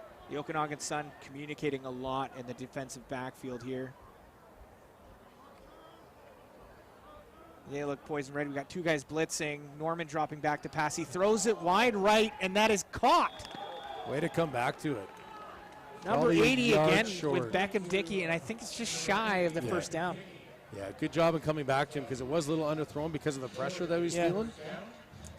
Wow. But the perfect spot, again, it wasn't going to be anything except for an incompletion or a completion, and good job on Dickey coming back to secure that ball. The refs, that's a tough catch. Looking like they're going to have to, and they've called first down for the Okanagan Sun with 30 seconds left in the game. It's a tough loss for the Langley Rams, but I think they got a lot to look forward to. And the Okanagan Sun just continuing their dominance, going to go to 8-0 now. They've got 2 games left in the season. They're going to Kamloops, then up to Prince George. Both teams having pretty rough seasons. It's safe to say they're going to be looking at a very strong playoff run. Yeah, they should be going into the playoffs hitting all cylinders. If they can stay healthy, that'll be the biggest caveat to how they start the playoffs. If they stay, so they'll be smart going in week 9 and week 10 for them about how they start their starters and see what they can get going into the semifinals.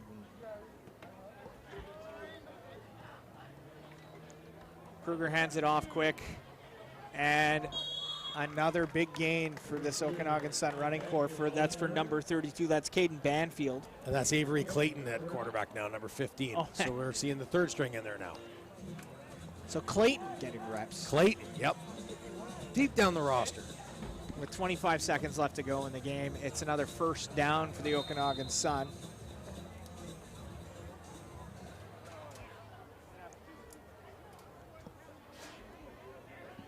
Avery Clayton in the shotgun, just going to hand it off again. Oh, we had a fumble there, but it looks like he caught it back. No, I think they're giving it to the Rams. I think Langley's got the football there.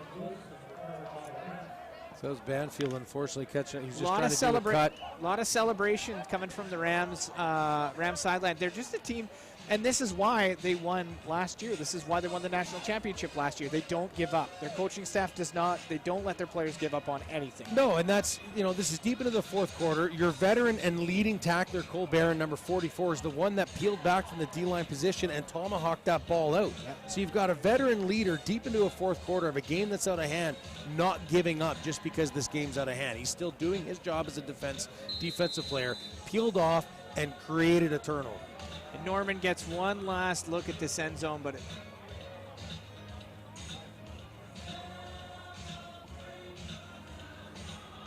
and it looks like they're going to call the game here pretty quick.